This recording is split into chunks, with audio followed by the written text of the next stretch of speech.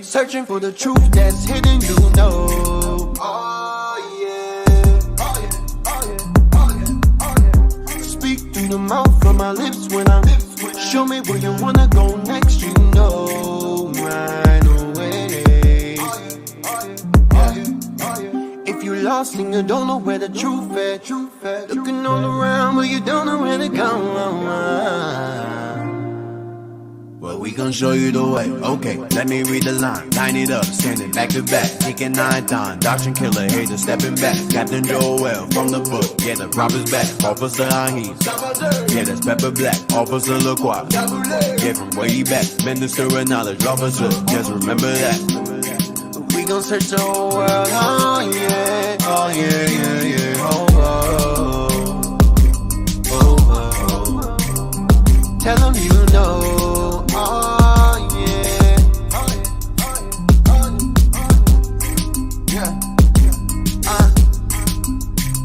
just tell them you know. Oh yeah,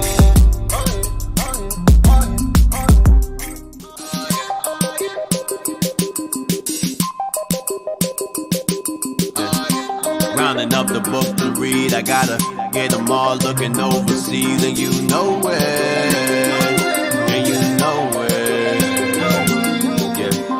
Rounding up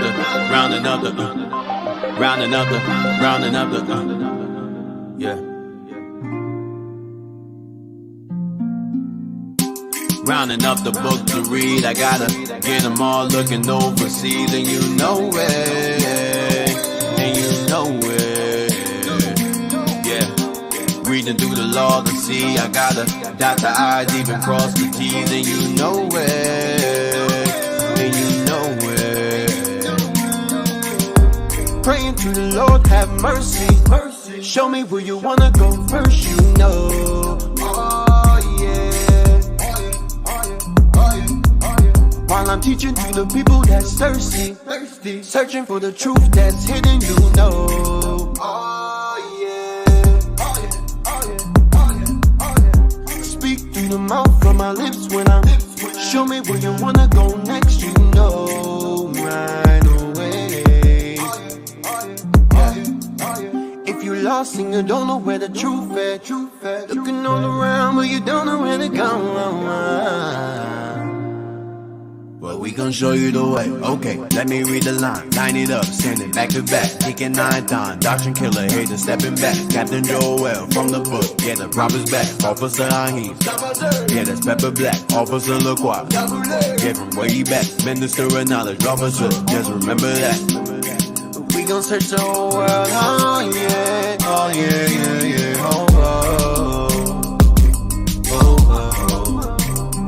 Tell them you know. Oh yeah, just tell them you know. Oh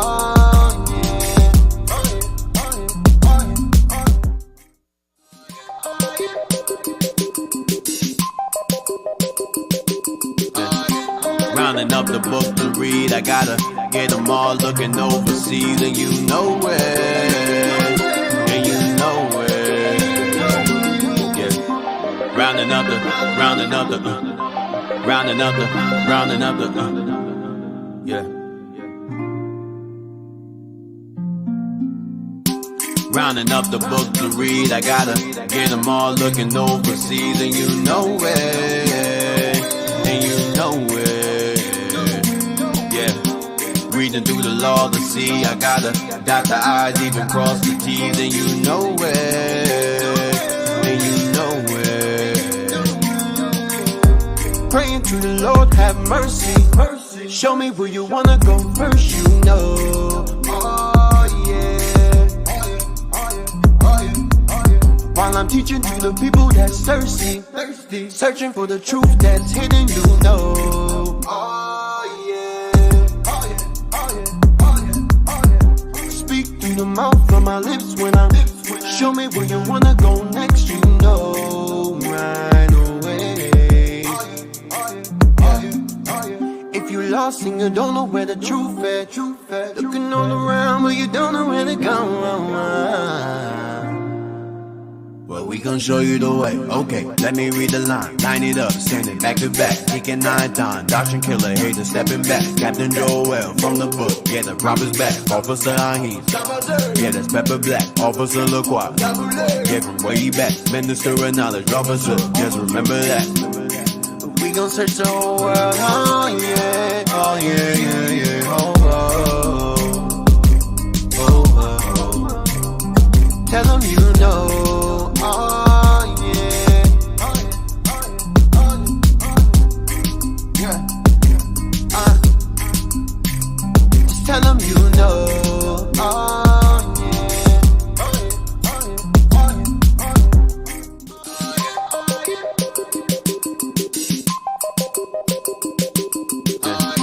Rounding up the book to read, I gotta get them all looking overseas, and you know it.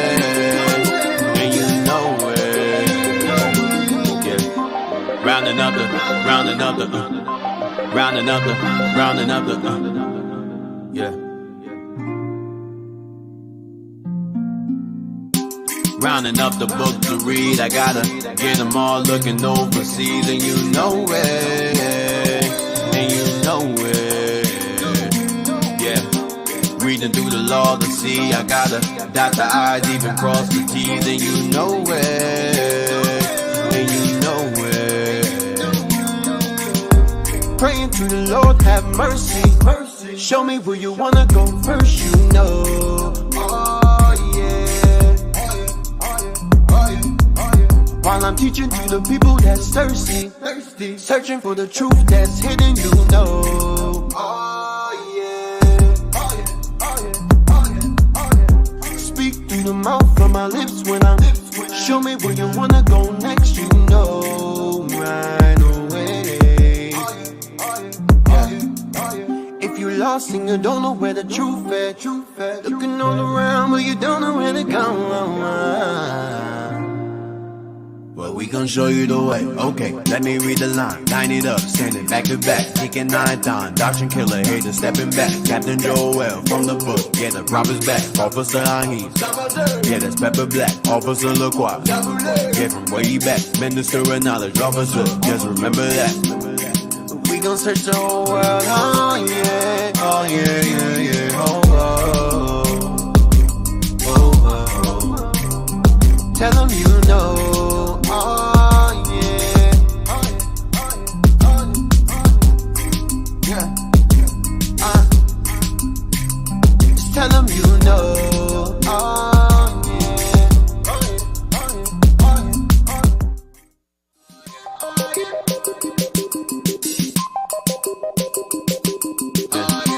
Rounding up the book to read, I gotta get them all looking overseas, and you know it.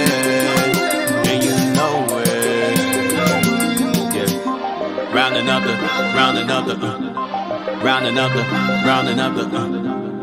yeah. Rounding up the book to read, I gotta get them all looking overseas, and you know it, yeah. Reading through the law to see, I gotta dot the I's, even cross the T's, and you know it. Praying to the Lord, have mercy. Show me where you wanna go first, you know. Oh yeah. While I'm teaching to the people that's thirsty, searching for the truth that's hidden, you know. Oh yeah. Speak through the mouth from my lips when I'm. Show me where you wanna go next, you know. Right away. If you lost and you don't know where the truth is, looking all around but you don't know where to go.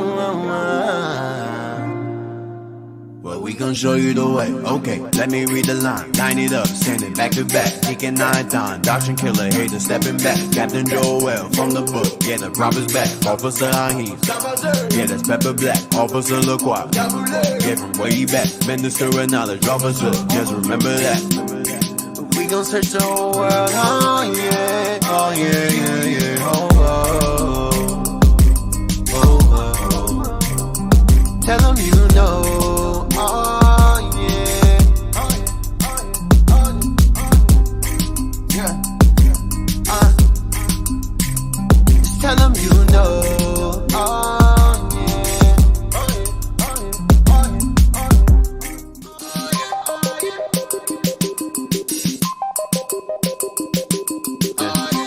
Rounding up the book to read, I gotta get them all looking overseas, and you know it, and you know it.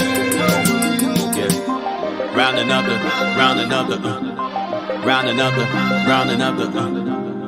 yeah. Rounding up the book to read, I gotta get them all looking overseas, and you know it, and you know it.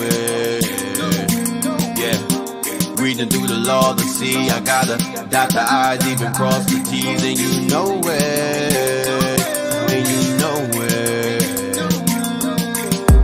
Praying to the Lord, have mercy, mercy. Show me where you wanna go first, you know. Oh yeah. While I'm teaching to the people that's thirsty, thirsty, searching for the truth that's hidden, you know.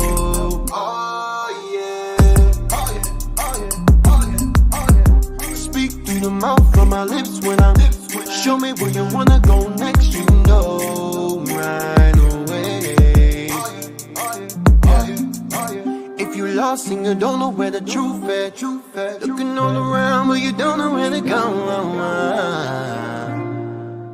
Well, we gon' show you the way. Okay, let me read the line. Line it up, standing back to back. Deacon 9 times, doctrine killer, hater stepping back. Captain Joel from the book, yeah, the prophet's back. Officer Ahim, yeah, that's Pepper Black. Officer LaCroix, give him way back. Minister of knowledge, officer, just remember that. We gon' search the whole world, oh yeah, oh yeah, yeah, yeah, oh, oh, oh, oh.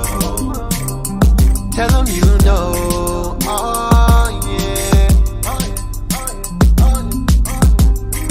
Yeah.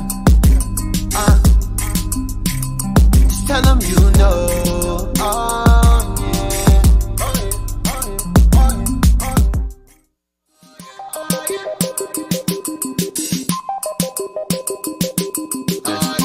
Rounding up the book to read, I gotta get them all looking overseas, and you know it.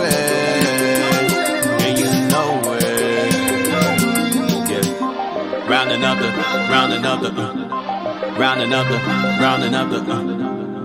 yeah.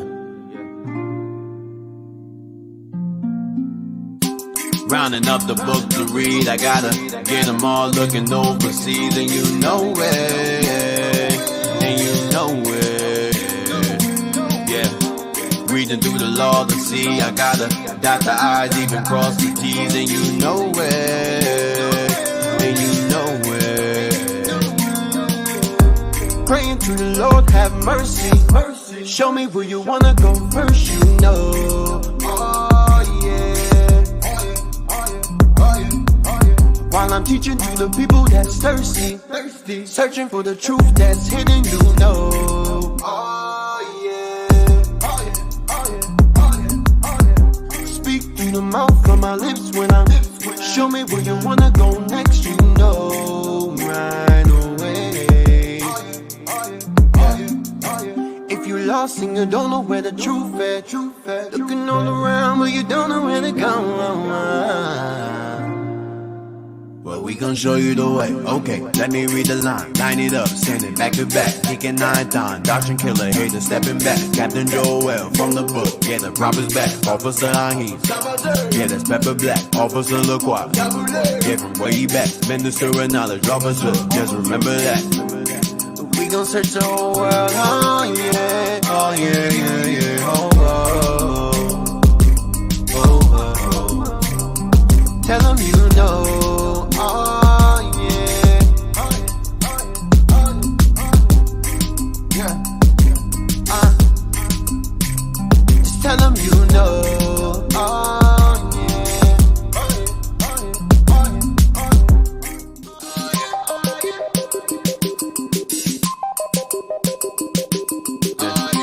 Rounding up the book to all looking overseas, and you know it, and you know it. Yeah, rounding up the, rounding up the, rounding up the, rounding up the, yeah. Rounding up the book to read, I gotta get them all looking overseas, and you know it, and you know it, yeah. Reading through the law to see, I gotta dot the I's, even cross the T's, and you know it, and you know it. Praying to the Lord, have mercy, mercy. Show me where you wanna go first, you know. Oh yeah. While I'm teaching to the people that's thirsty, searching for the truth that's hidden, you know. Oh yeah. Speak through the mouth from my lips when I'm. Show me where you wanna go next, you know. Right away. If you lost and you don't know where the truth at, looking all around but you don't know where to go. Well, we gon' show you the way. Okay, let me read the line. Line it up, standing back to back. Deacon 9 times, doctrine killer, hater stepping back. Captain Joel from the book, yeah, the prophet's back. Officer Ahim, yeah, that's Pepper Black. Officer LaCroix, yeah, from way back. Minister of knowledge, officer, just remember that. We gon' search the whole world, oh yeah, oh yeah, yeah, yeah, oh, oh, oh, oh. Tell them you know. Oh yeah, just tell them you know. Oh yeah.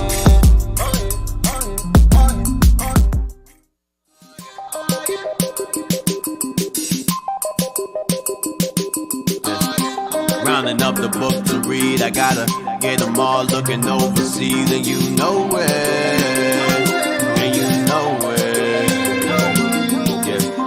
Rounding up the, rounding up the, rounding up the, rounding up the, yeah.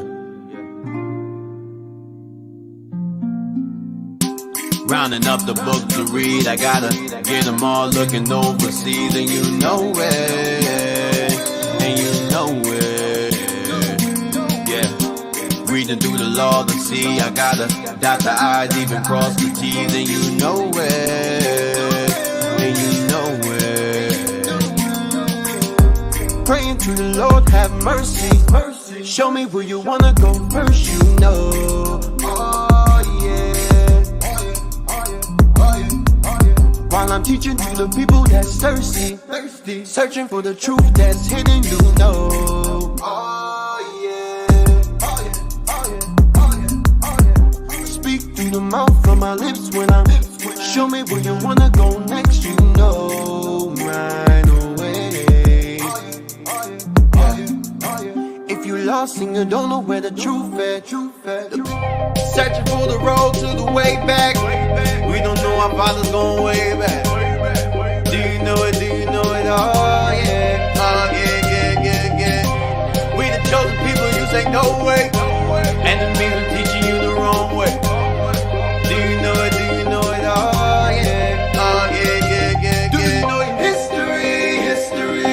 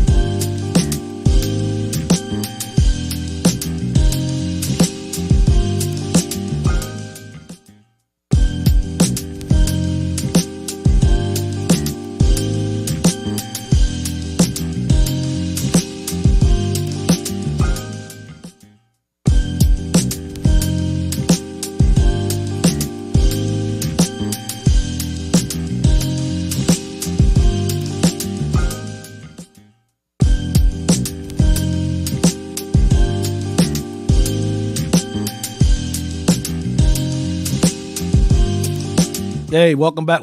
You are now tuned into our Hidden History Radio Show. Yo. All right. Yeah, baby. Somebody was off too on that one, but I ain't saying nothing. Damn. Y'all tell me. All right. Who's that? I got that. That was the clock. That wasn't me, man. He got that recorded. The soundbite? Oh, man. That's right. All right. I ain't even still here in spirit. All right, we're in chapter 7 now? Yes, sir. Chapter 27. Chapter 27.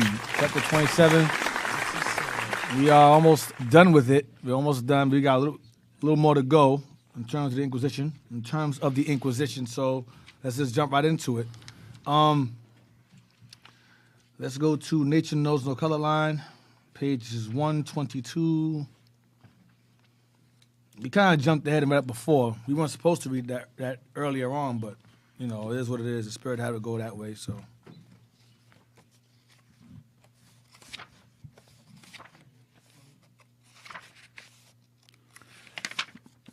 You got it? Yes, we have it. 122. And we're going to go to, 122. Be the penciled in part. So I guess, as we already said. As was already said, the ancient Jews who left Egypt must have been quite Negroid after mating with Egyptians and Ethiopians for centuries. They were probably even originally Negroid. No. Go to go to the Negroid strain. Go up above that. No.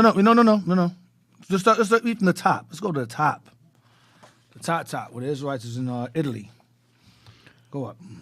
All right. Whites and blacks in Italy. Mm-hmm. White princes had Negro women as mistresses, and their children were accepted into the nobility. Right. So I said before, that's why we read last week how the Moriscos or the Moors had old Christian blood in them back, or vice versa, because we were intermingling back and forth. You had remember when blacks were ruling, it was a high privilege to be married to a black man because we were the nobility at the time. So this is going into the time when we were ruling. But then after a while, you had blacks ruling, taking over Spain or whatever, and you had whites before they got conquered, intermarrying each other. Read again. White princes had Negro women as mistresses, and their children were accepted into the nobility. So you had black people intermingle with white folks. Go ahead. Alfonso I of Naples had a daughter by a Negro woman. Alfonso I goes back to who? Goes back to King Ferdinand's ancestor. Remember we showed you last week or week before last how King Ferdinand's mother was a Negro, was a Moor. Okay, and his wife Isabella convinced him to come down on us even harder despite his maternal ancestry. Okay, read on. She married the great Leonello, Cardinal de Medici, later Pope Clement the Seventh. Had a son by Anna, slave or servant of his aunt. More likely a slave. Go ahead. This son, Alessandro de Medici, became the first ruler of Florence and married the daughter of Emperor Charles V. Mm-hmm. His children married persons of high rank. Casanova, most famous lover of history, probably came of this Negro stock. So wait. What's the bum? Drop the bum. Let me read it again. Damn. Casanova. What? Oh, my God. Casanova. Oh, man. Because she married the great Leonello. Hold on a second. Alfonso I of Naples had a daughter, a Negro descent woman. She married the great Leonello. He had a daughter by a Negro woman. Okay, their daughter. Okay, so Alfonso's daughter. She was a tear. Okay. She married Leonello. Let's see. Leonello. Cardinal de Medici had a son by another slave. This woman, Alessandro de Medici, blah, blah, blah. Okay, his children married. Go ahead. I was just trying to play catch up. I was speed reading. I was reading too fast. Go ahead. His children. His children married persons of high rank. Mm-hmm. Casanova, most famous lover of history, probably came of this Negro stock. Mm. He had an African complexion. Damn. In his coat of arms are two Negroes. Damn. Casanova, most famous lover of history, probably came of. It says his children married persons of high rank. He was of Negro stock, had a black complexion. In his coat of arms, he had two Negroes in his coat of arms. So it says here, he married the daughter of Emperor Charles V. Emperor Charles V. This son, Alessandro de Medici, became the first ruler of Florence, married the daughter of Emperor Charles V. Emperor Charles V was black, undeniably so. Emperor Charles V is seen, I believe he's seen on, matter of fact, give me the picture of the image. It's called Inca Kings and Charles V. Just type that in. I'm going to show you. It's like on a mural somewhere or a church somewhere. It shows them. It says, this son, Alessandro de Medici, I'll read again. It's Alfonso I of Naples had a daughter by a Negro woman. I'm not sure if it's the same Alfonso as King Ferdinand's line. I think it might be someone different. I'm not sure. Anyway. It could be somebody different. Yeah, Alfonso I of Naples had a daughter by a Negro woman. So his Edomite had a black woman. She married the great Leonello. So this daughter of Alfonso I married the great Leonello. Cardinal de Medici, later Pope Clement VII, had a son by Anna, slave or servant of his aunt. So this was Cardinal Medici married a black woman. This son, Alessandro, had a son. This son who what's his name had, Cardinal Medici had, Alessandro de Medici became the first ruler of Florence and married the daughter of Emperor V. So this boy, is Ter, he married the daughter of Charles V. All right, Charles V. His children married persons of high rank. So his children would be, is it Alessandro's or Charles V's? The way it's written. This son, Alessandro de Medici, became the first ruler of Florence and married the daughter of Emperor Charles V. His children married persons of high rank. So Alessandro's a Ter. He married Charles V's daughter, who was also black. So obviously he took on his mother's features in terms of his complexion, right. And he married a black woman, and they had children. These children, of course, were white, even though they were black, based upon the father.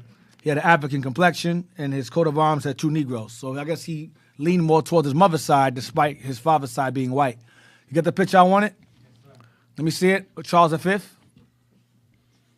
So they were chocolate-covered Edomites. Pretty much. Yeah, blow this up. These are Inca kings. I believe you had on the top left. That's the original Inca king there, and his sister on the right. Then you have his children down the line. You see on the first row. Then you see Atahualpa somewhere. You see a name. I think it's Atahualpa somewhere. Is it Atahualpa or Montezuma? Because those two Negro go back up, down with those. See on the side? Yeah, those two Negroes on the side. See how black? Those are all black people. Yeah. Right. They look royal. They look royal, and they're fully dressed. Yeah, right. Yeah, right there. When a white man came along, he stripped those clothes of them. Now go down to the last two. You're gonna see Charles V with the crown. See Charles V with the crown? No, the second row, the second right there. Now, can you zoom in that more? Yeah, there we go. Move it in more. Move it in some more. Yeah. We can get those two. Black. If you can't go that close, that's fine. You going closer than that? That's the closest you can go. All right. What name is it? What name is there? What name is there on the last two left? What's that say on the left? The bottom. In the white circle. Yeah, it's not. Oh, Deacon, I can't see that. Yeah, I can't see that either. Nah, that says Charles. That says. Let me look for it myself. Let me look for it. I can read it. Well, let me see. But as y'all can see, it's all black people on black royalty here. Nobility. I mean, go back up while Deep looking for that real quick. Because Officer pointed out on the side, it like they got fringes on. Yeah, it does. Right? Look at that garment right there. Yeah, that's a sister. Bad, man. That's brother and sister. That's royalty right there. It's bad. Yeah, it says Carlos Quinto. It says Carlos Quinto. Carlos Quinto. Charles V. That's the same Charles V. And then you have Atahualpa. That's the one next to him. So go back up. Go down. Go back down. The one with the crown on his head right there, that's Carlos Quinto. Carlos V. That's the guy's daughter. Charles V or Carlos V. That's the guy who married, what's his name? Alessandro married his daughter. You see how black he is. Right. Then you have Atahualpa. They were cool. On the left, they made him emperor of that area also. He took over. He took over some parts of South America, and he ruled. Okay. He was a ruler of forgot who he was ruling over. Charles V of the Holy Roman Empire. Of the Holy Roman Empire. Okay. Holy Roman Emperor. Archduke of Austria. So yeah. And we lost that. Of course, we lost that as well. We lost that. They got pictures of him as a white man everywhere else, but that's him black there. Right. And that's Atahualpa, I believe, to his left. And then you go down, you start seeing white folks take over. Go down. Go to the left. We can't see the left. Go to the left. Atahualpa. No, Atahualpa's right there to the right. Well, where's Atahualpa? He's right next to Charles V, right? Yes. Yeah, that's Atahualpa, right there. Okay. That's him right there. And that's Charles V. Now go down bring it over to the left. You see, there's still, you're going to start seeing him getting lighter and lighter. Right. See, look, white. You start mingling around. White, go over, white. Go down to the Bastille. What the hell is this? White again. So Esau took over after a while. He took over. That's the process of them taking over. And then in the process, they erase all They erase everybody else, right. Yep. But those two, there was an alliance between the Holy Roman Emperor, Charles V, and this guy Atahualpa. Now, is there a chance that Charles V was a tear or a white mother, black father and black mother? Maybe, but I don't believe so. I believe he was a black man that ruled. Of course, he may have been a coon, but still a black man that ruled, and he had a joint affair, somewhat of an alliance with Atahualpa or whatever at the time. Let me see. Yes, as furthermore, his reign encompassed both the long-lasting Spanish and short-lived German colonizations of the Americas. So he ruled for a very short time.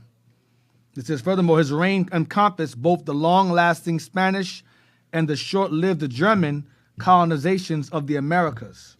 The personal union of the European and American territories of Charles V was the first collection of realms labeled the empire on which the sun never sets. So he definitely had, it says, reign, Germany. Archduke of Austria, no. Holy Roman Emperor, King of Germany. He was King of Germany and Italy. King of Germany and Italy. Wow, okay. Mm-hmm. Charles V. I tell you, we had America, we had the earth on lock for a while. But we were but the problem was we had Esau among us. We were intermingling among them, and they took over. Right. Mixed the... we're reading that now. Whites and blacks in Italy. He was a king. He was a king of Italy. King of Spain. He was a king of, King of Germany and Italy. Holy Roman Emperor. So we're reading it here. That's why I mentioned Charles V. The Holy See became mixed. Where we start mingling ourselves around, right. Giving out daughters to their sons and sons to daughters, doing stupid nonsense. So read on. As a result of the importation of Negroes, many Southern Italians and Greeks in the 18th century were so dark that when Napoleon ran short of Negroes for his black brigades, he used them. Damn. Read it again. As a result, what? As a result of the importation of Negroes, many Southern Italians and Greeks in the 18th century were so dark. So we started mixing. So black folks just messing around with Italian women and Greek women in the, what year it says? It says 1700s. Go ahead. That when Napoleon ran short of Negroes. So Napoleon wanted blacks to fight in his army. We were effective fighters even then. Go ahead. For his black brigades, he used them. Sicilians were then much darker than now. We all know why that is. Hannibal was up in there having a good time. Him and his brothers. Okay? The Sicilians were much darker than now. They were darker then because that's when we went over there. We conquered that. That goes back to Hannibal again. Right. Go ahead. A more recent instance of Negro strain in a distinguished Italian family is that of the Garibaldis. Garibaldis, yeah. Well, I got a teacher named Garibaldi. That's crazy. Go ahead.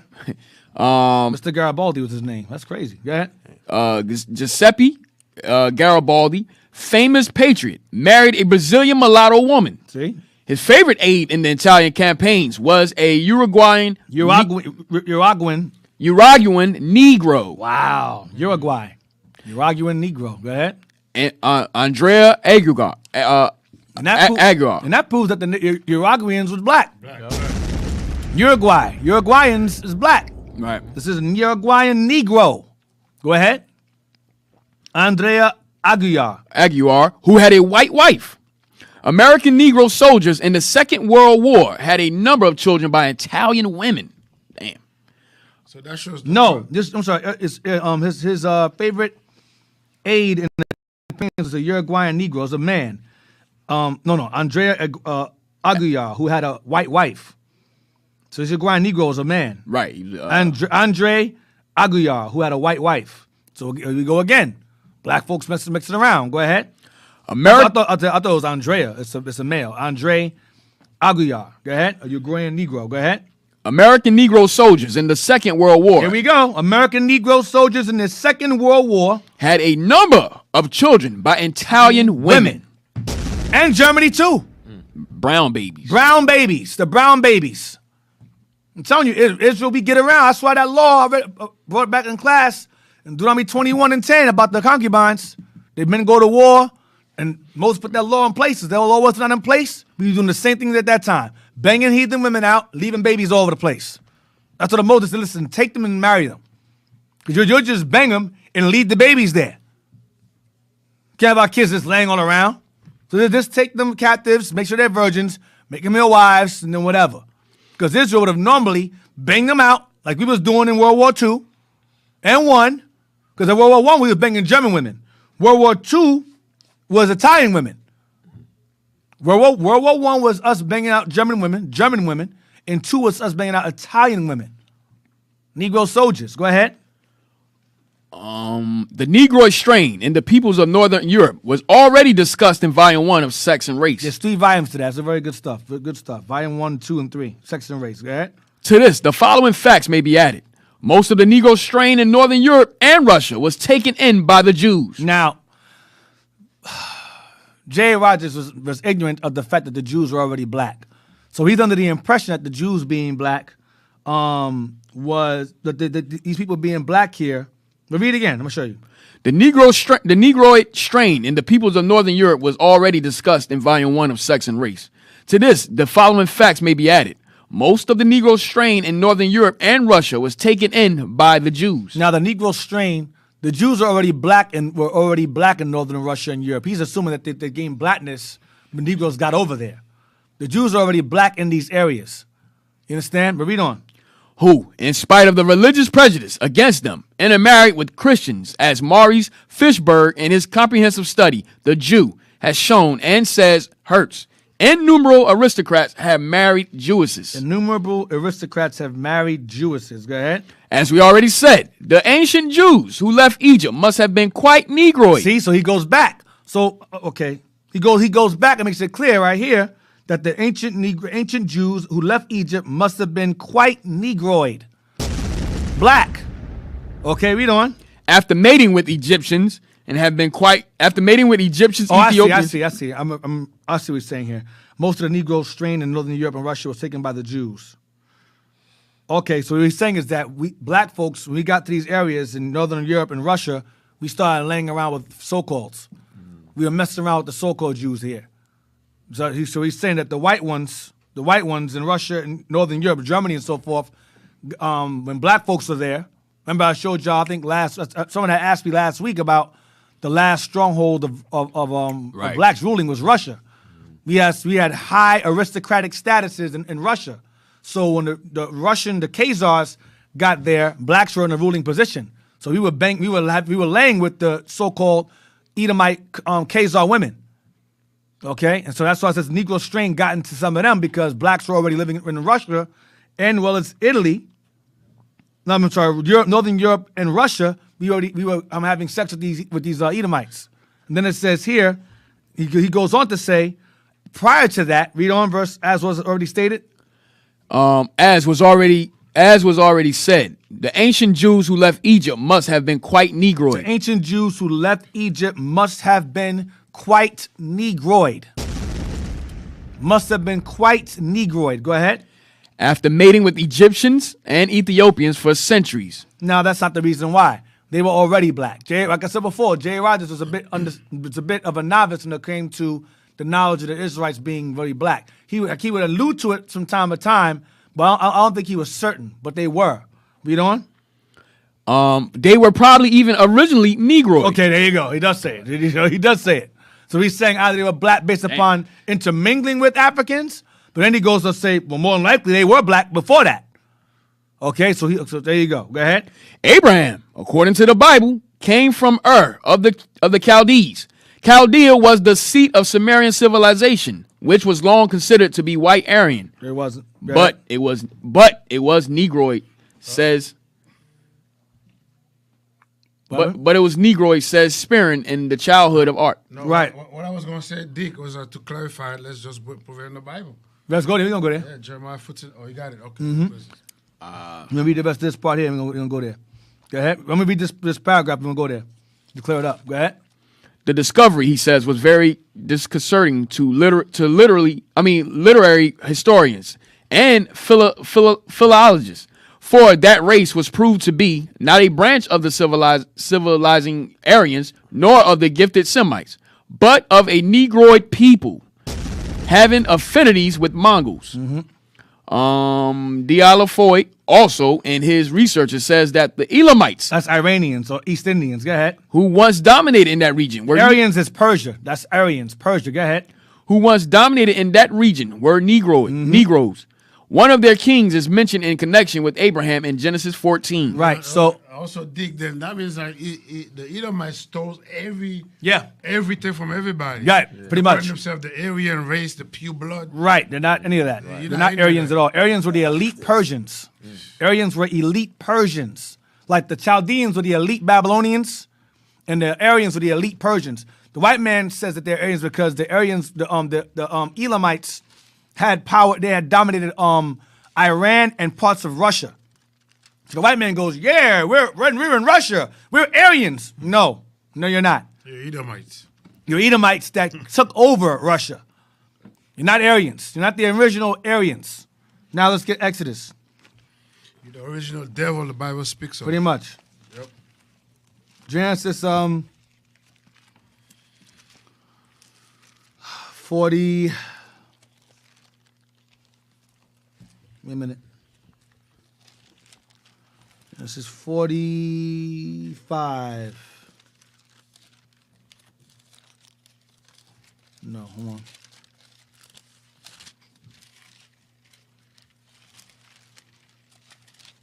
One second.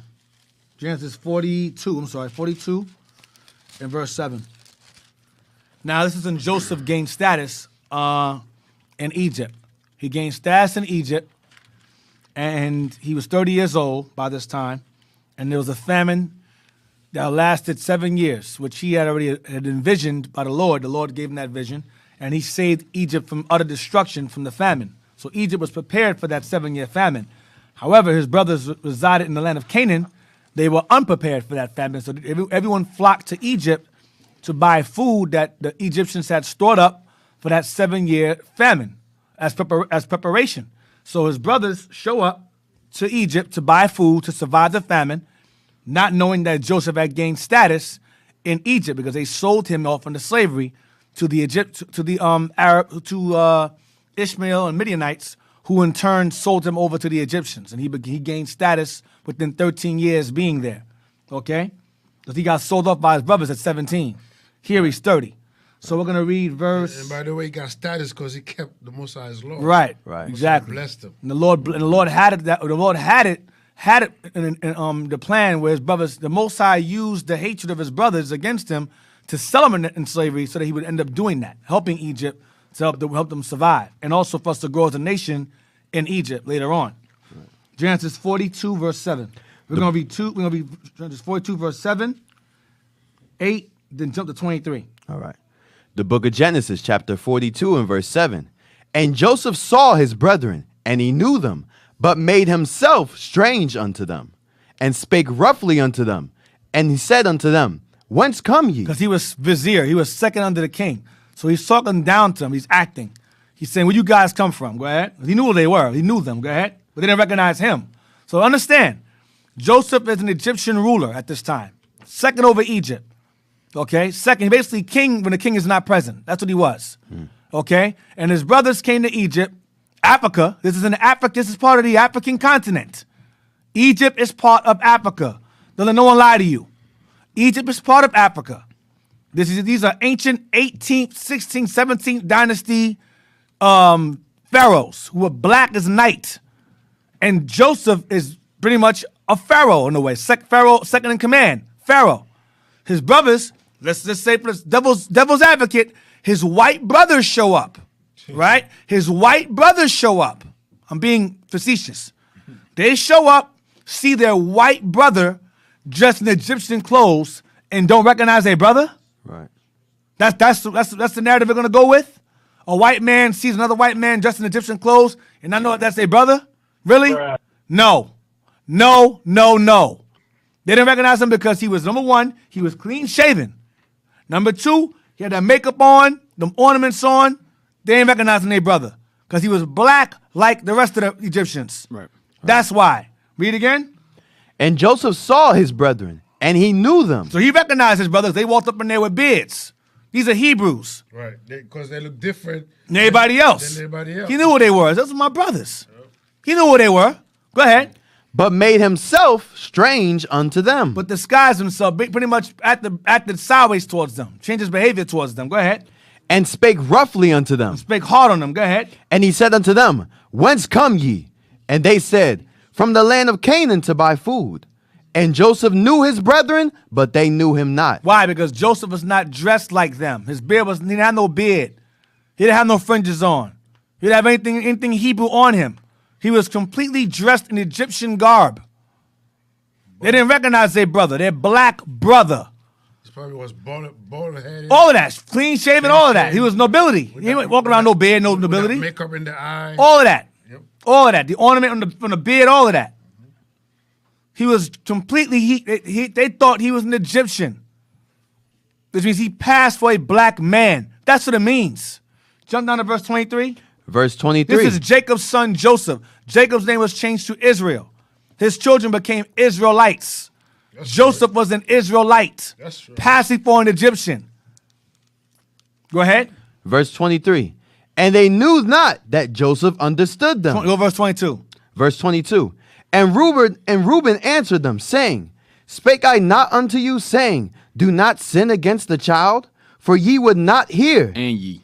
and ye would not hear. Therefore, behold, also his blood is required. Reuben was trying to save Joseph. He was trying to spare him. He said, "No, don't kill him. Let's just throw him in the. Let's just. He was going to throw him in the ditch right here, and then he was going to come back and get him later and bring him back to his father.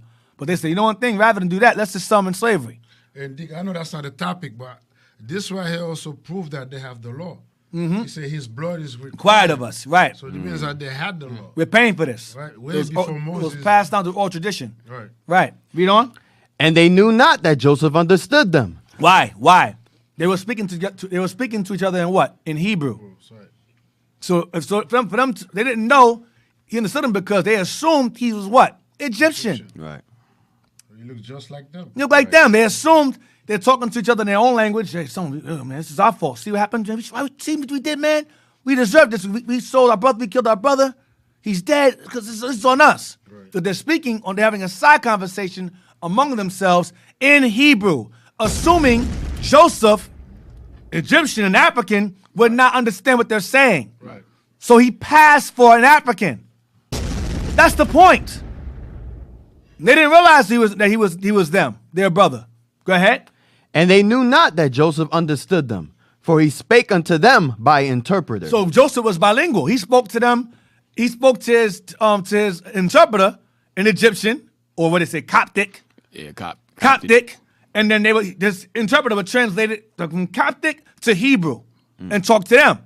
But he understood what they were both saying. The interpreter and them. Right. He was playing it off. He said, these guys are scared. These guys are mad. They think I'm dead.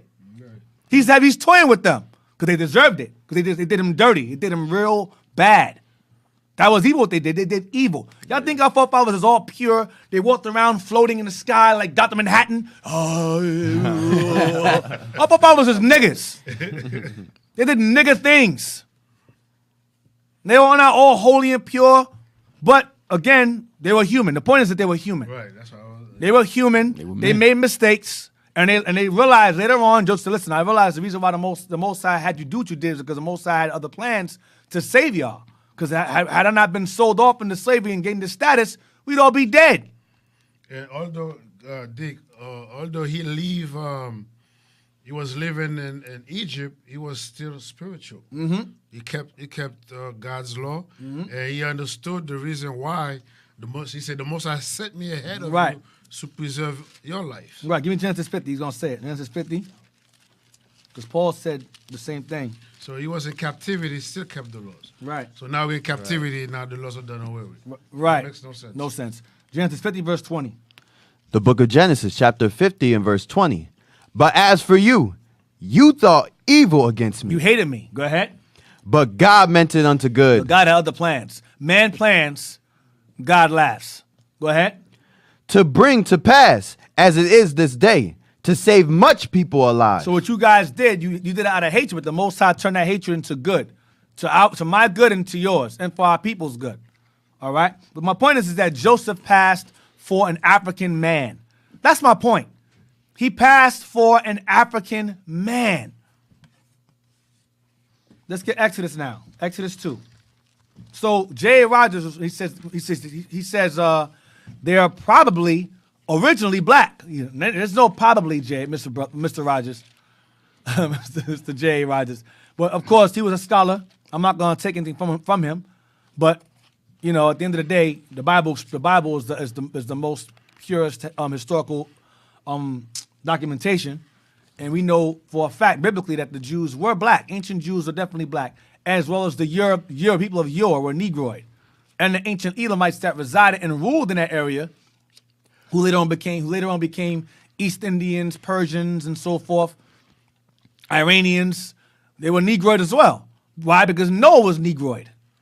That's why. And Adam was Negroid, and so was his wife. Exodus 2, verse 1 to 3. The book of Exodus, chapter 2 and verse 1.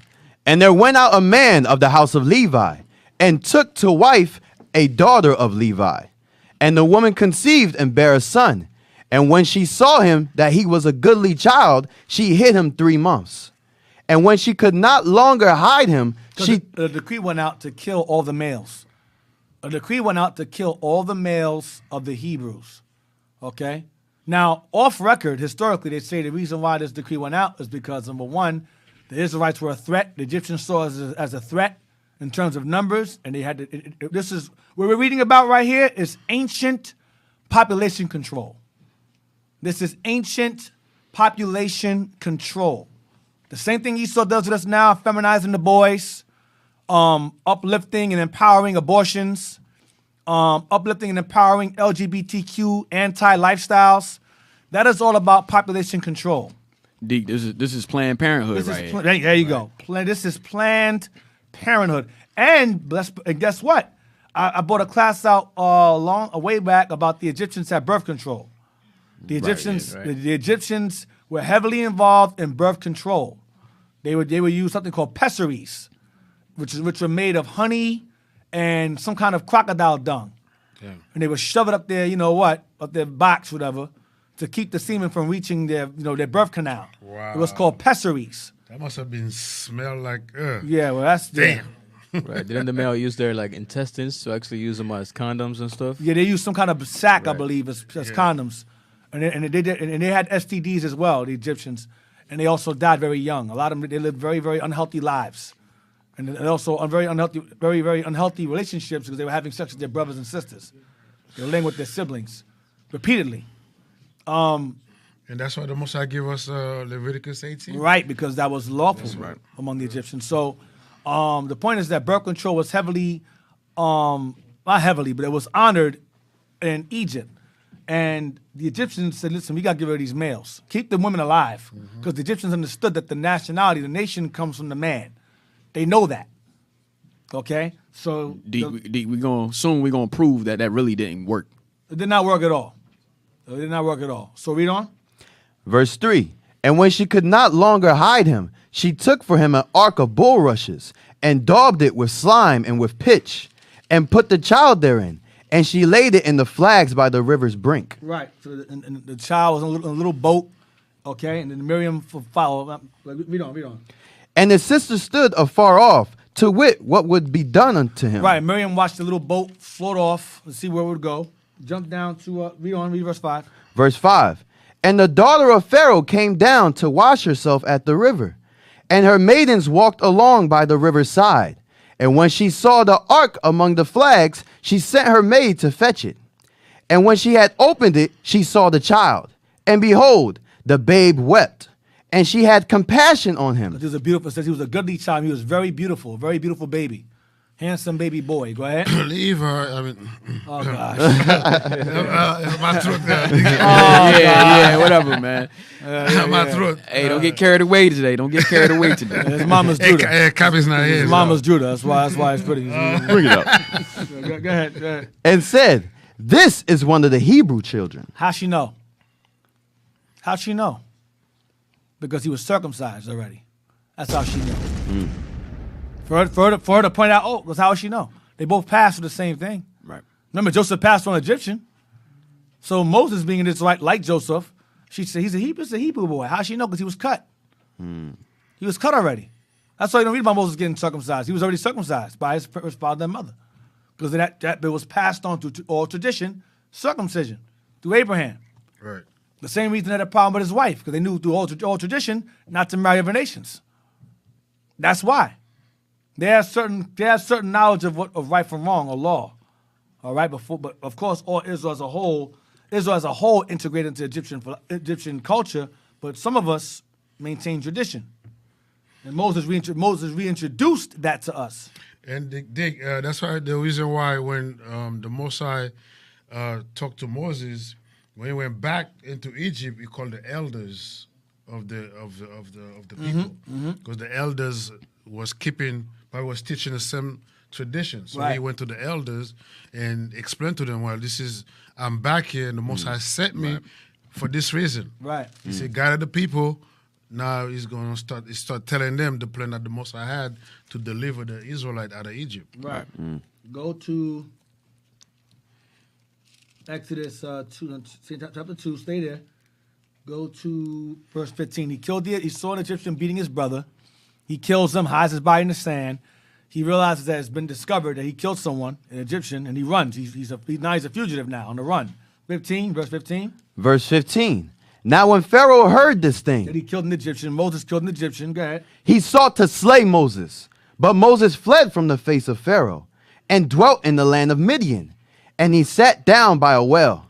Now the priest of Midian had 7 daughters. This priest of Midian was an Ethiopian. The Ethiopians and Midianites tend to mingle. All right, he was an Ethiopian man, but he was a priest of Midian. Go ahead. And they came and drew water and filled their troughs with water to water their father's flock. And the shepherds came and drove them away. But Moses stood up and helped them and watered their flock. These are Reuel's Jethro's daughters, 7 of them. Go ahead. And when they came to Reuel, their father, he said, how is it that ye are come so soon today? And they said, an Egyptian delivered us out of the hand of the shepherds. A what? An Egyptian delivered us out of the hand of the shepherds. These are Ethiopian women. Wow. These are Ethiopian women. They would know what Egyptians look like because the Ethiopians and Egyptians are family. Right. Ham had Ham had many kids, but particularly he had Cush, Mizraim, which is the Egyptians, Canaan, and Put, Libyans. So Ethiopians would know what Egyptians look like and vice versa. They're family members. They call Moses an Egyptian. If you were some white guy, they would say, oh, so-and-so helped us. Some guy dressed in Egyptian clothes helped us.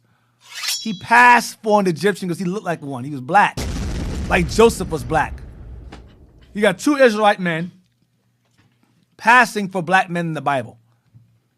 I mean, again, I can't understand how you could think these are white folks. You know what white folks do? They're so demonic. They'll say Egyptians are white.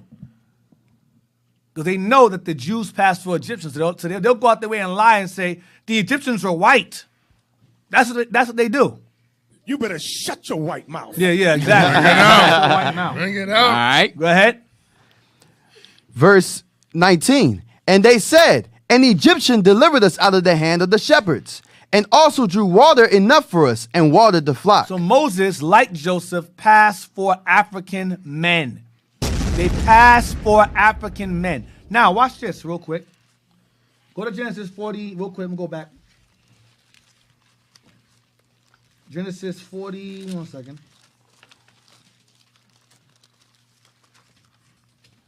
Genesis chapter 43. I'm going to show you Jim Crow in the Bible. Genesis 43 and verse 32. Genesis chapter 43 and verse 32. This is when Joseph had status. Okay, it was when Joseph invited his brothers to eat with him. And watch this.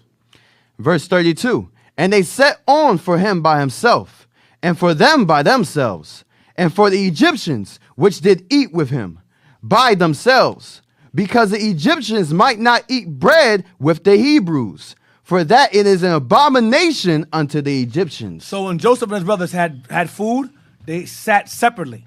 Egyptians ate over here, Hebrews ate over here, because it was an abomination to be together. Wait, deep. That's heavy. So you telling me, just like here in America, Jim Crow, the Egyptians had an Egyptians only sign? Pretty much. And the Hebrews had a Hebrews only sign. Right. Blacks only, Egyptians only. Spiritually. Israelites only, Damn. Hebrews only. So it's way from the beginning. There was no such thing as mingling together. Right. Wow. Yeah. And they knew that. The Egyptians, They knew that, they yeah. kept that. They were like, Right. nah, So we you can't sit with us. But today, all of a sudden, now everybody is one. fighting for equality and so Yeah. forth and so It on. is an abomination for the Egyptians not to eat bread with Hebrews. It was an abomination. And they're lower than the Hebrews. Right. They're slaves, actually, They're lower than us. And because they had the status, That was an shows that abomination. even though Joseph had that status, he still couldn't eat with Egyptians. He was still a Hebrew. He was still a nigga. Still a nigga. Yeah, right. Despite, No matter- despite the status he had. Still a nigga. You niggas still take Still your nigga. brothers, nigga, and go sit over there. You're a rich nigga. You cannot sit by us. Second in command. He's second in Over command. Egypt. Damn. Pharaoh said, if I'm not in the seat, you're in the seat. He And saved, still, you yep. can't sit next to me. You can't eat the same table. He saved Egypt. Right. Still can't eat the same table. Hey, just like Trump, when he went to salute like other senators that were black, he would skip them. All right, I can't touch you. You're black. Let me. Right. Regardless of their status of being Right. next to him, you don't give a damn. He's still a Negro. I mean, ask Oprah. She Yeah, tell she you. know. Without her makeup, she know. Beat 32 again? When she went to France, Italy, one of them Yeah. European Right, countries. nigga, he can't buy this bag. Yeah. It's too much money for you. Verse 32. And they set on for him by himself, and for them by themselves, and for the Egyptians which did eat with him by themselves. Separate seating. Go ahead. Because the Egyptians might not eat bread with the Hebrews, for that it is an abomination unto the Egyptians. It was an abomination for Egyptians and Hebrews to sit together and eat bread together. Separate seating arrangements. Blacks only, Egyptians only. Get Exodus 11 and 7 now. That's why we say America's spiritual Egypt, man. Y'all play games like you don't know. Right. It is America is every captivity from Egypt to Rome in one. It's the worst. This is the worst. Mass confusion. This is the worst. This is the worst and last of all. Because remember, we never experienced Assyria. We never experienced Babylon. We never experienced Greece. We never experienced Rome. But we do. Because America has encompassed and intermingled all of them into itself. So we're basically in 5 captivities in one. Damn. That's why it's the worst. That's why we're so destroyed. That's why we're so destroyed. Yep. Because we're suffering all 5 captivities, major ones. Well, the 4 major, but 5 you include us from the ancient one. The ancient first captivity, major one. And then of course the final, call them the final 4 in Daniel 7. It's all America in one. And the only difference this time is the Israelites don't know who they are. Yes, which makes it worse. That's what makes it worse. Yes. That's why we're so destroyed. And all the other ones, we knew who we were. Yep, We we had knew a who government, our everything. Yeah, we knew who our God was. We know who to pray to. Now we pray to every damn God. We don't know who the real God is. Confused as hell. Yep, yeah, Exodus 11 and 7. The book of Exodus, chapter 11 and verse 7. But against any of the children of Israel shall not a dog move his tongue. Right, the heathens. Those are dogs, go ahead. Against man or beast, Not against us or our beasts, our cattle. Go ahead. that ye may know how that the Lord doth put a difference between the Egyptians and So Israel. the Lord put a difference between us and the Egyptians. Despite us both being black, despite us both being nations of color, God said, you guys aren't the same. You're separate from them. Despite your similarities. Get 434, Deuteronomy. 434. I didn't even start my class yet. It's a black German Shepherd and a black pit bull. Right, pretty much. So proving that we are not all Africans. No, we're not. Despite living in the same landmass, we're separate people because Israel's part of Africa. Israel is in Africa. You so-called Kemetic people out there watching the show, if you're tuning in, I'll tell you to your face. The land of Israel is part of Africa. That's right. And it extends into what is known as the proper term, the Near East. Okay? It goes from Northeast Africa and extends into the Near East toward the Euphrates River, which is a lot of land. All of Iraq is ours. I'll say it again. All of Iraq is ours. We're going to get it back. Bring it out. Fight over it all you want. All of Iraq is ours. All of it. Every bit of Iraq is ours. Right. That's all promised land. All of it's ours. Syria, part of that's ours too. Right. Iran, part of that's ours too. Right. Egypt, part of that's ours too. Right. Bring it out. We're going to take all it back. Y'all can fight and bomb it, fight each other, waterboard each other all you want and all that stuff. Have fun. You Palestinians and Israelis, America, y'all fight over that land all you want. But at the end of the day, you all going to lose the land and give it to us. There's going to be a new sheriff in town. New sheriff in town. And his name is Christ. That's right. The Black Messiah. 434. Damn. Deuteronomy. Okay. All right. Island, though, okay. Damn. The book of Deuteronomy, chapter 4, verse 34. Or have God essayed to go and to take a nation from the midst of another nation? Well, say means attempted to go. He attempted it, he was successful. Read again from the top. Or have God essayed to go and take him another nation from... Nope. Oh. Read again. Take your time, Verse bro. Take your 34. time. All right. I know you're excited, man. I hear the gunshot. Right. You're excited. Take your time. Yes, sir. Verse 34.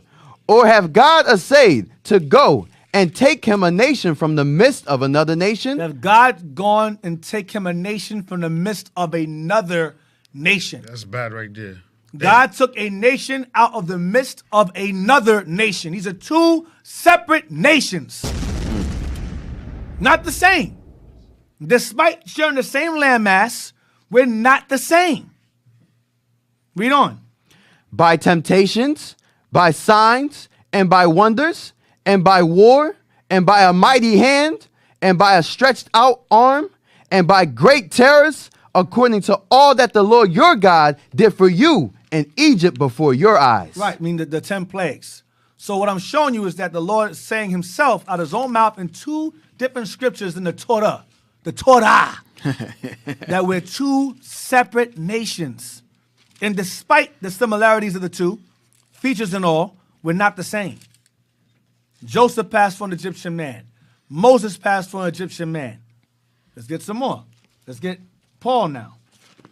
Hey, Deacon, and Benjamite.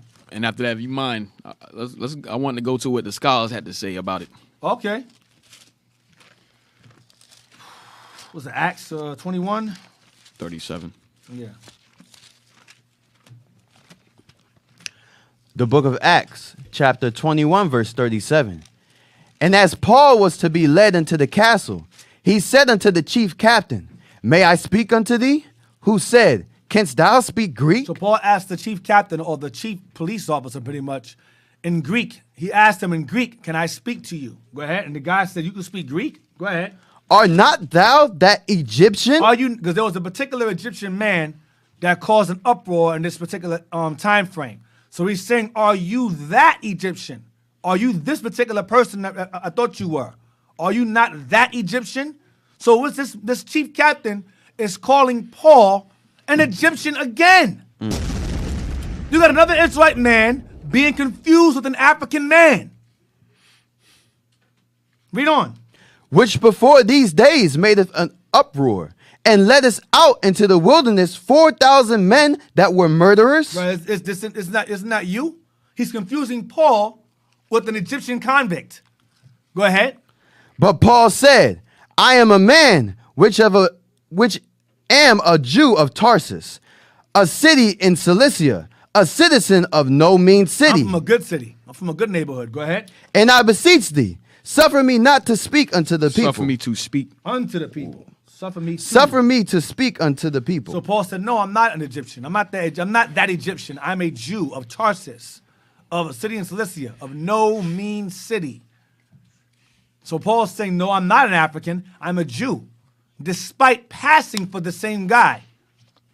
So what we have here is mistaken identity. You can't mistake a white man's identity for a black man. It doesn't make no damn sense. Don't make no sense. Don't make no type of sense. Paul was the tribe of Benjamin, passed for an Egyptian. Moses, the tribe of Levi, passed for an Egyptian. Joseph, the father of 2 tribes. Manasseh and Ephraim, that's 4 tribes. Right. Passing for Egyptians. Shut your stupid mouths. You better shut your White mouth. That's right. They're not white. The Jews were never white. Never. Ever white. Ever. Acts 13:1. You know? Then we're gonna go to your books, Mr. White Man, and embarrass you some more. Because we can reason now. Acts 13:1. The book of Acts, chapter 13, verse 1. Now there were in the church that was at Antioch certain prophets and teachers, as Barnabas and Simeon that was called Nigger. Thank you. Simeon that was called nigger. Not Niger, not Niger, not Niger. The proper pronunciation is nigger. I love that word. It makes me feel very good inside when I say it. Nigger. Not Niger River, it's the Nigger River. Not Nigeria, it's Nigeria, really. Yo. Nigeria. What was that? Nigrisha. Negrisha. Negrisha. Nigger. Negro land. Niggerland. Niggerland. That's it there. Niggerland. I mean, thinking Negro. Like, Negro, Negro, nigger. Whatever right. y'all wanna call How it, you get- still. It's not Negro. It's Negro. How you get Niger, but then you, I don't understand it. Niger. Don't make sense. It's nigger. That's the proper pronunciation. It's a G. It's a G. Right, not a J. All right. So we got Moses, we got Joseph, we got Paul, we got Simeon, a disciple. One more. One more. Barnabas. Who? Barnabas. Judah. Judah. Okay, get that. Jeremiah 14:2. Barnabas. About Barnabas. No, it said Barnabas and Simeon. Oh, I know, we don't say Simeon called nigga. Yo, you done reading. Yo, you're not Oh, even reading man. no more. Damn, Oh, I bro. messed up. You're not even reading no more. Stand this way, bro. Hey, I'll read from here on out. Oh, man. He got lost me. fired. He lost done. me with that one. Oh my God. Yeah, thank you. All right, man. We group yourself, man. Maybe Yeah. officer might give you. Nah, I'm gonna read some more Afterward, now. you know, Where- maybe where later. we at? Oh, yeah, how could I forget? So, you got Joseph, an Israelite man, right? You got Moses, an Israelite man, right? Pastor Black. Oh yeah, yeah, You got Paul, yeah. an Israelite man. Yeah, I know where you coming from. Where you going, Dick? He Pastor Black, right? Bring it out, Dick. Right? It's three. And you got Simeon called nigger. That's 4. Matter of fact, go back to Acts 13. You all right? Go back there. Go back there. Oh, come on. Oh, Dick, you gonna give it to him, Dick? You know, Dick, man. Dick Dick is all right. merciful, man. Dick merciful, man. Yeah. I appreciate that. Hold on. Yo, Dick is not like Cap. Captain Acts Joe. All 13 praises. and 1. Yo. All praises. Captain Joe got no mercy. Yeah, man. no. We still love you, Cap, Go to but Acts no 13 and 1. mercy. All praises. All Hey, praises. Dick gonna try to, cover it up for you a little No, I bit. can't cover that up. That was terrible. I just want to read something out of verse 1. Oh, man. Oh, I got you. Yeah. The book of Acts, chapter 13, verse 1. Shout out to Captain Joel, man. I hope you're taking notes. I know you're not here. You see how merciful. You over there Deacon getting, is? you over there in ATL getting roasted. Acts 13 and 1. Acts chapter 13, verse 1. Now there were in the church that was at Antioch certain prophets and teachers, as Barnabas and Simeon that were called That Nigger, was called nigger. Go ahead. and Lucius of Cyrene, and Lucius of Manaen, what? Cyrene, Lucius of Libya. Lucius of Libya. This is right from Libya. The same author that wrote Maccabees, his name was Jason of Cyrene. Of Libya also. Right. Hannibal and them were from Libya too. Septimius Severus is from Libya too. That was in Africa. These are all Africa. All Africa. Go ahead. and Manaen, which had been brought up with Herod, the tetrarch, and Saul. Right. So these are all Israelites passing for black people. All right. And some even from Africa. Now. Hey, Dick, Captain Joel says watching, and he said he's changed. Oh, he's changed. Every Sunday. Every Sunday he changes. He changed, right. Okay. All praises, Cap. You die daily, Cap. Die You understand? daily, You yep. understand? He dies hourly. so if these, again, I'll go back again. Joseph, Moses, Paul, all Israelites passed for African men, right? They're all Israelites. So what race was Christ from? Bring it out. Wasn't Christ an Israelite too? Wasn't Christ an Israelite too? Bring it out. What would he pass for? Lock and load. Where the gun at? Lock and load. What would he pass for? Huh? He passed for an Israelite man. He's an Israelite man. He passed for an African also. Christ was black too. Bring it out. Christ was black also. That's right. Just like Moses was, just like Paul was, just like Joseph was. It was an Israelite men, black men. All burnt in the furnace. All burnt in the furnace. Just like his mother and father. And father. Right. Mother and father. Yes. And they wouldn't hide in Egypt. Right. They wouldn't hide in Egypt. Exactly. They wouldn't hide in Egypt if it weren't so. What you got for us, Jess? I got 2 books here. This is the backup. Furthermore, what Deacon was bringing out as far as us being in Egypt. Okay. And also what Deacon was bringing out about the Planned Parenthood that they had over in Egypt, but it did not work. All right. So here, this is a book from 1844. What year is it? 1844. The book is the year 1844. We got our emancipation in 1865. So we were not reading this book. Just so you know, the best books are the old ones, because they're not subject to editing, they're not subject to revisions and governmental restrictions and omissions. See, the books that are before 1960, 1930, those are books prior to that are safe. You get around 1990, it's a wrap.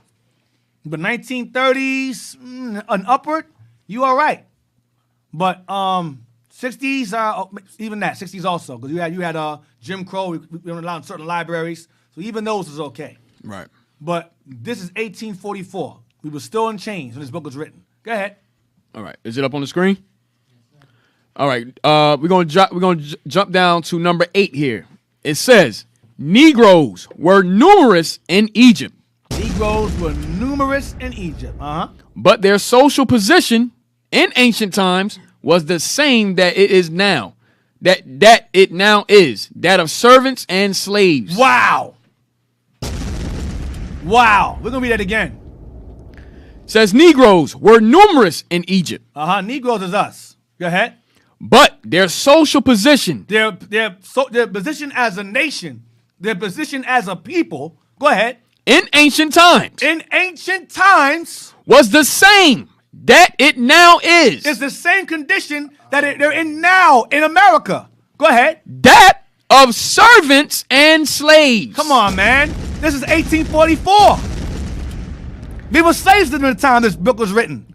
And he's telling you that the same people that we have here as slaves now were the same ones in Egypt as slaves. So Moses sailed out of Egypt. So that's your Moses. That's your Joseph. That's your right. That's all of us that came out of Egypt. Right. That the Most High delivered. That's who we saw. These are who wrote this was a craniologist. Yes, sir. A white craniologist. They were discussing the destiny and purpose of Negroes. This book is what the book called White Image in the Black Mind. They borrowed from this book. They borrowed that excerpt from this book here, which we have, which is older than that book. White Image in the Black Mind is called. Bishop used it numerous times in class, so that's why I'm saying it. Right. But that book borrowed that excerpt from this book here. It's an Egyptian book, like a record, and it mentions the status of blacks in Egypt was the same as the status of the blacks they had in America at that time when this book was written, which is slaves, servitude. Right. It's so this George Morton and George Glidden, they both were craniologists. Yeah, they both craniologists. So this is they both wrote the same collaborated on the book, and this is his book. He put the same thing. Like Right. Deacon said, the other book he put his. One studied Egyptian skulls and one studied Black African American skulls, and showed that there was a difference between the two. There was a difference, even what's the word? Physically, and what's the term? Genetically, not genetically. The body. Whatever. It's different people, huh? Thank you. Anatomically. That brother, all right there. You all right, man. That You brother- all right. that brother You all all right. right. That brother all right. Anatomically, different people. The skull, the cranial differences, the body, and so forth. He's separate. He's a separate people. Both black, but they're separate. And the ones we have in slavery in America are the ones these guys had as slaves here. This book was in 1844. That's why these Kemet Negroes, man, y'all don't hold a candle to us. I'm telling you straight. You don't know what you're talking about. You don't know nothing. Every nigga can't be Egyptian. That thing is corny. That's some corny shit. I'm sorry, it's corny. Nah, it's whack. It's whack. It is what it is. Every Negro is Egyptian. Oh, I'm Hotep. The Tep holes. Holes in the Tep. I like the holes in the Tep. Get out of here with that, man. The damn with the rod coming out. It's corny. It's freaking corny. Show me a record, a historical document of every slave ship coming out of Egypt. Show me. Give me a record. Give me a ballpark of billions of slaves being shipped out of Egypt into America in chains. Show me. You can't do it. You can't do it. Everyone cannot be Egyptian. You cannot. Someone has to be Babylonian. Someone has to be Libyan. Someone has to be an Amorite. Someone got to be a Canaanite. Someone got to be an Ethiopian. Everyone cannot be Egyptian. You cannot. But why? The question is, why do Negroes love Egypt so much? Because white folks love Egypt. If white folks uplifted Babylon as highly as they did Egypt, you be Babylonians too. Yeah. Best believe me, you be Babylonians too. So they love their master. The white man loved Egypt. Aleister Crowley loved Egypt too. The most wicked man in the world. The father of the most powerful occult on the planet, from which rocket science was born and evolved from. Aleister Crowley, the founder of a Illuministic or Luciferian order, from which many wealthy families who run the world are still involved in today. Don't think Elon Musk is not involved in that. That's best belief he is. The most powerful and most knowledgeable rocket scientists were Thelemites, which is Aleister Crowley's religion. He wrote the Aeon of Horus, the Aeon of Ra. He wrote all these different books because him and his wife came from wealthy families, and they were allowed in certain areas of Egypt that you dumb, ignorant niggas aren't allowed to go into in Egypt. No, you can go into that temple over there and close the door behind you. You niggas stay out here and sleep. We're going to go into the ancient temple and close the door behind us. You niggas go out there and get a brush off some rocks, and go sit your black ass down over there somewhere while we get power from the devil. That's how that's the real world. That's how it works. These elite white folks, Aleister Crowley and his wife, were high status white women, couple, from high status families, and gained deep secret knowledge of ancient entities that they were worshiping in Egypt. You know what that is? It's the devil. From their father. From their father, the devil. Every nation's God is the devil. Every nation's God outside of Israel's is the devil. That's right. Every last one of them. It's Satan, all of them. Ain't one God nation, no, not one single nation on earth has a God, not one of them. They all made them up. Give me Psalm 96 verse 4. Every God of the nations is the devil. Every one of them. They have no God. Therefore, we are despised because we do have one. And get damn what you call them. Ra, Ha, Busta Rhyme, whatever the hell you call them. It's the devil. Damn. The book of Psalms, chapter 96 and verse 4. For the Lord is great and greatly to be praised. He it is to be feared above all gods. He is to be feared above all gods because he's real. Next verse, gonna say it. Verse 5. For all the gods of the nations are idols. For all the gods of the nations are idols. Go ahead. But the Lord made the heavens. But God made the heavens. That's right. God made the heavens. Okay? Give me what's it? Yeah, what is that saying too? That everything that the other nations are worship is the sign of the heavens. Right, that's it. And then the moon, the stars. They worship God's creations, not the creator. Right. Got anything else, Jess? I'm sorry, I want an angry rant. I'm sorry. That's good. Hey, pull up the next page. Hey, Officer Jess, if I may. Oh, I'm sorry. I'm sorry. I'm sorry. I'm not sorry. That rant was necessary. You bring that thing back from that number 8 again. You could prove that in the scripture. Go Baruch 3 and 8. Just the top part. Oh yeah. So this is where we at? The same social condition. Yes. Number 8.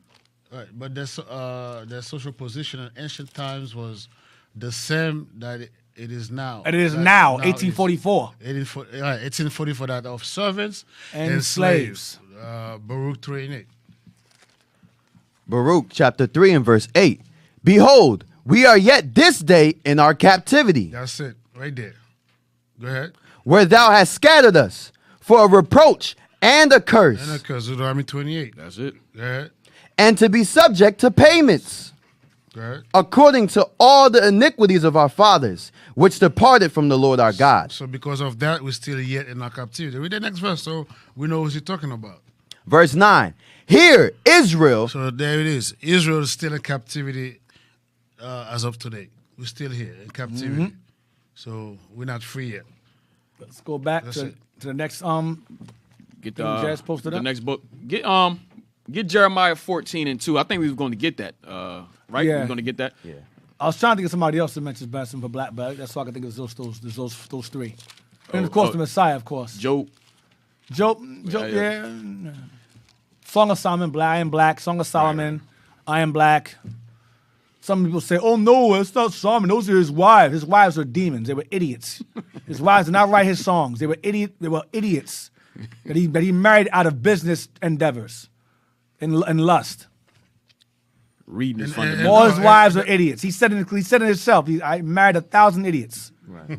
Idiots don't write songs and proverbs. You simple asinine scholars out there.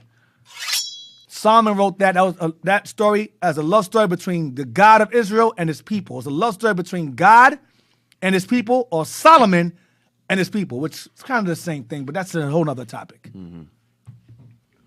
All right. Bring this up. Read Jeremiah 14 too first. The book of Jeremiah, chapter 14, verse 2. Judah mourneth, and the gates thereof languish. They are black unto the ground, and the cry of Jerusalem is gone up. Wow. Right. So letting you know the Jews are black unto the ground. You know what? You bought that. I gotta bring it. I don't want to do it, but I'm gonna Bring it out, Deke. Different Bring it out. shades of brown. All right. We range in different colors of brown, man. That's all it's saying. All right. Deke, you got something, or you want me to go ahead and? Give me that. I gotta find it, man. All right. So we brought this page out a while back on the show, but this one has a different wording that I like in it. So let me see. Go down. Put the highlight the part. It's in the group me Philly. It says Bible corruption, 1969. There go that year again. So man, it's gonna be crazy. When we get to that. It says the Jews, as we shall have occasion to see, were originally undoubtedly a dark-skinned and woolly-haired race. Damn. Undoubtedly. You there's no getting around it. There's Right. no doubt. There's no doubt. Because J.A. Rogers said probably. This guy is saying no doubt. No doubt. The Jews, as we shall Read shall that again. have occasion to see, were originally undoubtedly a dark-skinned and woolly-haired race. Listen, and you know what? The scholar, they'll throw it in there. It'd be something crazy because there's a book that it's in. This is about animals, right? This is an animal This book. is a different one. This is a totally different one. I had like the wording that it's undoubtedly. The other one don't say that, but Wow. yeah, the other one's with animals, and then he just come out of nowhere. Yeah, the Jews, Right. they The other black. book we have, let me clear it up. The book that we found this statement here, is an animal book about animals. Damn. Sheeps and bears. And it goes, yeah, the Jews are black. Hey, look at those fish. Yeah, fins. Whoa, whoa, whoa, whoa, whoa, whoa, whoa, whoa. Wait a minute. You're Yo, not go gonna back. pass Yeah, by. fish have gills and cows have feet and niggas are black. Jews are black. Yeah. Yo, that's what happened.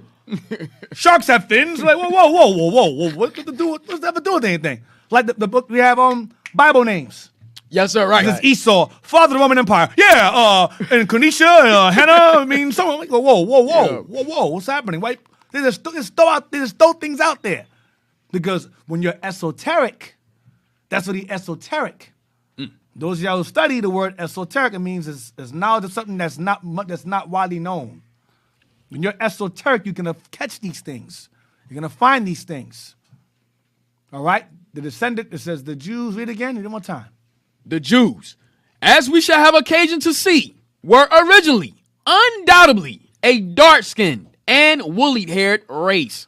So that's But read the bone, though. That's what you do here. See, Esau does truth and false. Watch he does. Read the next one. But it is well known that the Jews of Europe very frequently present the characteristics of the light-colored. Right, that's the fake ones. Right, that's the fake ones. That's the fake ones. But he says originally. So if they were originally undoubtedly black, who are the ones today? They're the unoriginal. They're the doubtfully colored, white colored. That's the fake ones. Y'all done dropped the ball, man. It's all right. Wait, D, let me start out with Dr. Preacher here. Dr. Preacher enumerates a great number of instances of individuals with yellow hair and fair skin amongst tribes with dark hair and skin, and in the temperate regions of Asia, whole tribes, evidently descended from dark-colored races, presented the light color. The Jews, as we shall have occasion to see, were originally undoubtedly a dark-skinned and woolly-haired race. That whole sentence is out of place with to me, it's out of place with the rest of what he's saying. But Right. he just threw it in there. Right. You know? Yeah, nobody gonna read that. Yeah. Right, no one's gonna read that. Black people ain't gonna read that book. Right. What else you got? That's it? That's it, D. All right, we go back to page 123 again. Page 123 of J.A. Rogers. You got that? All right. So there should be no doubt in your minds that the Jews are black. Oh, get that Bible corruption thing. Jeremiah 14:2. What's that there you got there? That's something you got something up there? No, sir. I don't have anything else. What's that blue highlight stuff? What's that? Okay. Yeah, go to that Bible corruptions image. I'm not sure if this is true. I believe it is. I had this a long time ago in my phone, and I thought it would be one day I would use it, and I guess today is that day. I'm gonna use it regarding Jeremiah 14:2, because you have modern day Spanish inquisitors like Mark Reiser, who have tried to take Deuteronomy 28 and 68 and make it say, oh, they sold themselves. Right. That's Or Jeremiah 14:2, oh, they mourn unto the earth. I'm like, what? Mourn unto the earth? Don't make no sense. Or they remove Matthew 18, where it says, he shall say that which is lost. Oh, that doesn't belong there, so we removed it. But it's in Luke 19. It's in Luke 19 and 10. So how does it not belong in Matthew 18, but it's in Luke 19? Well, it says Bible corruption, 1969. The 60s is a very, very important time. I'm telling y'all. All the evil and the mobilizing and conspiring to destroy our people and our families and all that all took place in the 1960s. And for good reason, too. bring it out, D. Rick, Doctor, yeah, read that. Bible corruption in 1969. Dr. Richard Day. Now, I'm not sure how true this is, but I'm going to look more into it. But I believe I found an article that's pretty accurate, substantiating this statement here. Go ahead. Dr. Richard Day, 1927 to 1989, Uh-huh. was a professor of pediatrics, the University of Pittsburgh, and Mount Sinai The baby doctor. Go ahead. Mount Sinai Medical School in New York, and National Medical Director of Planned Parenthood. Come on, man. I'm telling y'all. I'm telling you. You read it earlier in Egypt, killing the babies. Planned Parenthood. This guy was a doctor, director over Planned Parenthood, and he was a baby doctor. Go ahead. Which is fun. No, What's the year? 1965 to 1968. See the years? Planned Parenthood, see the years? Go ahead. Which is funded by the government. Which is funded by the government. Go ahead. The Rockefeller Foundation. Yo. I'm Yo. telling you. Somebody called Jay-Z and tell him that. Yo, I'm telling you, the Rockefeller That's them same families I told you about before that be involved with those cults and stuff. Rothschilds, Rothschild, Rockefeller. Bilderbergs, DuPonts. Go ahead. The Rockefeller Foundation, since its inception in 1921, and private donors. And private donors, families that keep them names in the dark. Yep. Yeah. Dr. Lawrence Dungeon, 1923. Dunnigan, sorry. 1923 to 2004. Was practicing pediatrician in Mount Lebanon, PA, for over 34 years. The following is quoted from his recollections of a lecture he attended on March 20th, 1969. Now, I believe I heard this audio. I think he was not allowed to film, but he tape recorded the meeting. There was a certain meeting they had with people who had status, and he was a director of Planned Parenthood, so he had status. And there was a room, and he recorded the conversation they were having regarding certain things they were going to mobilize and do certain things and take certain actions. Of course, they didn't mention who would be against, but you put two and two together. But watch this. Bro, go up, not done. Last.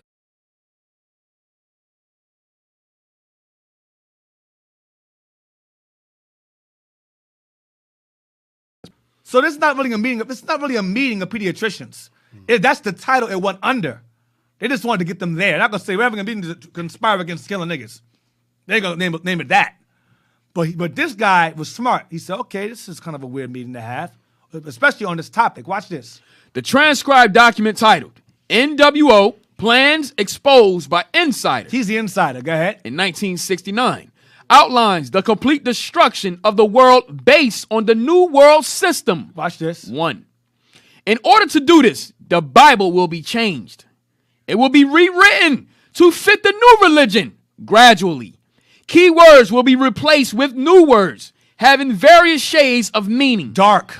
Morning. Go ahead. Then the meaning attached to the new word can be close to the old word. And as time goes on, other shades of meaning of that word can be emphasized. And then gradually that word replaced with another word. Right. Change words around. They sold themselves into slavery. Sold themselves. That's what's happening. These are revised Bibles. New International Version, BLB, NIV, NIA, DLT, DOB versions. That's what we're reading about here. Go ahead. I don't know if I'm making that clear, but the ideal is that everything in Scripture need not be rewritten. Just key words replaced by other words. The variability in meaning attached to any word can be used as a tool to change the entire meaning of Scripture. Yes. But just one word can change Scripture. One. But Deke, the whole meeting is about children. Right. Why is it turning to the Bible? To the Bible. Right. Go ahead. And therefore, make it acceptable to this new religion. Most people won't know the difference. Because they don't read. Both people is our people. Won't know the difference. Go ahead. And this was another one of the times where he said, the few who do notice the difference won't be enough to matter. Damn, that's us. That's us. That's us right there. The majority won't know, so the few that do know, it won't matter what they think. Because it's not enough for them. And that's all it takes, man. Just a few of us. We'll be all right. We'll get it out. Lordsville. That's it? Damn. That's it? That's the whole thing? Yes, sir. Well, that's all we needed then. Go back to page 123. Wow. That's a meeting about pediatrician turns out to be Right. A whole agenda of New World. changing words in the Bible. Right. Damn, that's crazy, man. So it's the devil. They said one word in the Scripture can change the whole Bible. Yep. whole thing, What's yeah. one word? Didn't they take out the word black, like in the Bible? Right, and put dark or remove Right. black altogether. Right. And say black unto the ground. Take that out and put their mourning unto death. Like what? What does that have to do with anything? Yeah, because mourning means darkness. And darkness means sadness. And then sadness means melancholy. Then it takes away the whole black color altogether. Right. So you're like, what the hell is this? Damn. Page 123. Tacitus. We read about him. We read his statement last week about how they had us had us on fire to light the arenas. The Annals of Tacitus. We read that last week. We'll read about him again. You don't have it? You have 123? Was it Deacon Nation or the color line? Yeah, give him that one. So I'm just showing y'all that the 60s was a very, very important time, not for us. Well, I would say for us, but in the 1960s, did we freeze? Nah, we good. It's just on. Okay. The 1960s was a very, very important time. Like the movie Judas and the Black Messiah, that was 60s. That was the 60s. Because Esau understands the time he has. Not time he has left, but he understands the times that lead up to the time. He understands the signs that point to his time coming to an end. He understands that, which is why he mobilized and took such drastic measures and took such actions, the most or the strongest in the 60s, going to the moon. That was in 1969. 1969, moon landing. That's what he did. That's the time. He mobilized and did all these different things. He said, we gotta get up out of here. We gotta figure out how to escape this place. Because the 1960s is the time when them niggas are gonna start waking up. We gotta start taking measures to get out of here, to leave this place, leave this planet. Because he knew the 60s, he knew. That's why they had that big thing about Y2K 2000, the year 2000, the year 2000. Why? Because Esau knows the scripture about the 2 days or rise up, he knows. He thought 2000, and unfortunately, some of us Israelites, not elders back then, some of them thought that as well, but they forgot what Christ said, no man knoweth the time. But Esau was pushing that out there. He was pushing that vibration out there. Even that Prince song. Say 2000 party over, it's out of time. So tonight we're gonna party like it's 1999. You young brothers don't know about You don't know about that. Y'all listen to Looking Like a Tucky. Looking like a Tucky. Looking like a Tucky. That's y'all stuff. Man. No, but when you actually ask people that know about that calendar, because they go based on that Mayan calendar, the 2,000 years and stuff. Well, when you ask them, they already Popol Vuh, know. right? Huh? Popol Vuh? Yes. That, well, when you ask them, they actually know. They tell you, well, it didn't mean that the world was going to end. But they had a system that every, I don't know how many years, they had to redo the calendar to know what was going on later on. Mm-hmm. So it was just the calendar that had to be replaced and so forth. But they know it, and regular people don't know this stuff. It became a Spanish codex. Right. Esau converted the natives to the Catholic religion, taught them Spanish, and made them decode the codex, and put it in Spanish, and eventually put it in English. And Esau realized what it was saying. And Esau got scared because I believe the Popol Vuh talks about the 4 beasts. It talks about the Daniel. It mentions Daniel 7. They had Daniel 7 on their walls on this side of the world. They had Babylon, and they left from Solomon's time. They got over here before the captivity took place. And then some came over here during Persia. So the group that came over here already had knowledge of the 4 captivities to follow.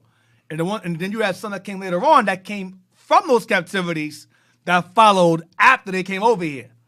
And they put it all together. And that became the Popol Vuh. Right, something like that. That's the Mayan calendar, which is the Olmec calendar. They borrowed it because the same people. Olmec calendar is the Mayan calendar. Right, and what they say is once that calendar is over, it's the sign of a new era coming up. A new world, right? Yeah. Which is our world. Which they call it the 5th Empire, which is the Messiah's empire. That's in the book also we have called something. I'm not gonna say it. But we have that. That's the too. name of the book. It's called the 5th. It's called the 5th realm, something like that. It's after the 4 realms fall. This is Daniel 2, Daniel 7. The Messiah's kingdom shall come up with a stone. You know what I'm talking about. The stone comes. I'm not gonna. You know what I'm talking about. That's a Daniel 2 and 7. Where we at? Page 123. Yeah, 123. We're gonna read where it says Tacitus.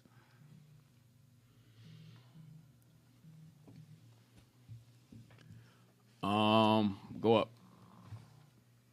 Go down. I believe brother Jeshurun that brought that to my attention but he tried to interpret it. I said, brother, no. Don't be too deep. But he did bring that to my attention. I'm not gonna take the credit away to myself. He brought to my attention first about that. The mentioning the 4 beasts. Tacitus of about 90 AD says, many assert that the Jews are an Ethiopian race. That's from DC, right? The Yes, sir. children? Yes. DC. That's from DC. Yeah. Shout outs to him. Awesome, Thanks for the Joshua. information. Yeah. Tacitus of about 90 A.D. Deacon, this is the right spot. The Tacitus about 90 AD. Yeah, that's it. Tacitus of about 90 A.D. says, many assert that the Jews are an Ethiopian race. What's Ethiopian mean? It means Africans. They were a black race. Ethiopian itself means burnt-faced. Ethiops, it means burnt-faced race, black race. Black woolly-haired race. This is 90 AD. All right, go ahead. For Romans to have taken them for Ethiopians. Romans took us for Africans. The same way Joseph's brothers took him for an African. The same way Paul was taken for an African. And you can't make this up. The same way Moses was raised as Pharaoh's daughter's son. Pharaoh's son, basically. Go ahead. Same thing. Go ahead. This is for Romans to have taken them for Ethiopians is clear indication of their color, since the Ethiopians were definitely black to the Romans. Watch this. Ancient Jewish legends themselves recognize a Negro strain among the Jews. Genesis Rabbah 18 reads, when the Jews returned from Babylon, their wives had become brown almost during the years of captivity, and a large number of men divorced their wives. For heathens, go ahead. The divorced women probably married black men, which would to some extent account for the existence of black Jews. He didn't know better. Go ahead. Solomon loved a black Shulamite, and his Song of Songs was written to her. She was black but comely. See, he fell for that same lie too. That's not true. He wrote Song of Solomon. Jump to verse White says. Waite says, an interesting gradation of all shades down to the black is exhibited by the Jews. Oh, man. And an interesting gradation of all shades down to the black. So the Jews range from real light to black. Real light to black. So you dumb, idiot, Negro-only Israelites, y'all are cornballs too. Y'all are stupid as hell too. Go ahead. Especially dark were the Jews of Spain and Portugal. See? Especially dark were the Jews of Spain and Portugal who mingle with what? White women. And the shades changed. Go ahead. The Portuguese Jews were very dark, says Preacher. Wow. Says Pritchard. The same Pritchard read about that guy earlier, Pritchard. In the book before. Right. Pritchard says the same guy, Pritchard. Go ahead. The Duchess d'Ambrites, wife of Napoleon's ambassador to Portugal, said that the Jew, the Negro, and the Portuguese could be seen in a single person. The Jew, the Negro, and the Portuguese could be seen as one person. They're all the same. They were called the Black Portuguese. Many Black Portuguese are now known as Cape Verdeans. Cape Verdeans. This is an island off West Africa. Okay, if you type in Cape Verdean people, they look crazy. They look mad weird. I'm telling you, that's some more that messing around with Portuguese women and stuff and men. They look crazy over. They got freaking brown skin and blonde afros. They look crazy. And blue eyes. And blue eyes and brown skin. They look crazy. Cape Verdean. Let's put Cape Verdean people. Cape Verde people. Anyone have any questions? Want to send us a text? Shoot us out. Give me the phone number is 267-702-6121. That's 267-702-6121 to send us a text or to call in. Also, Israel, let's get those likes up. Let's get the likes up. Yeah, get that the blonde black girl there. You know, black girls love her. Oh, look at your hair, girl. Look at that boy. You must have white Jesus in your blood. Jesus Christ. Dick, look at that black boy right there next to the actor. Oh yeah, that one's crazy too. We don't get a few of them. Look at them. These are black Portuguese. Wow. These are the ones that these are the upper echelons, the ones that escaped. They had money and status. So those are mixed with Edomite. They're Portugueze, yeah. That's how we got a group of Polish too in Haiti. Wow. Yep. Look at the girl on the top left. Look at her. Then look at them on the bottom there. Or it says here, I'll read it again. An interesting gradation of all shades down to the black is exhibited by the Jews. Look at the brother right there, the blonde. That's not him dyeing his hair. That's his hair by itself. Look at the little girl on the bottom left.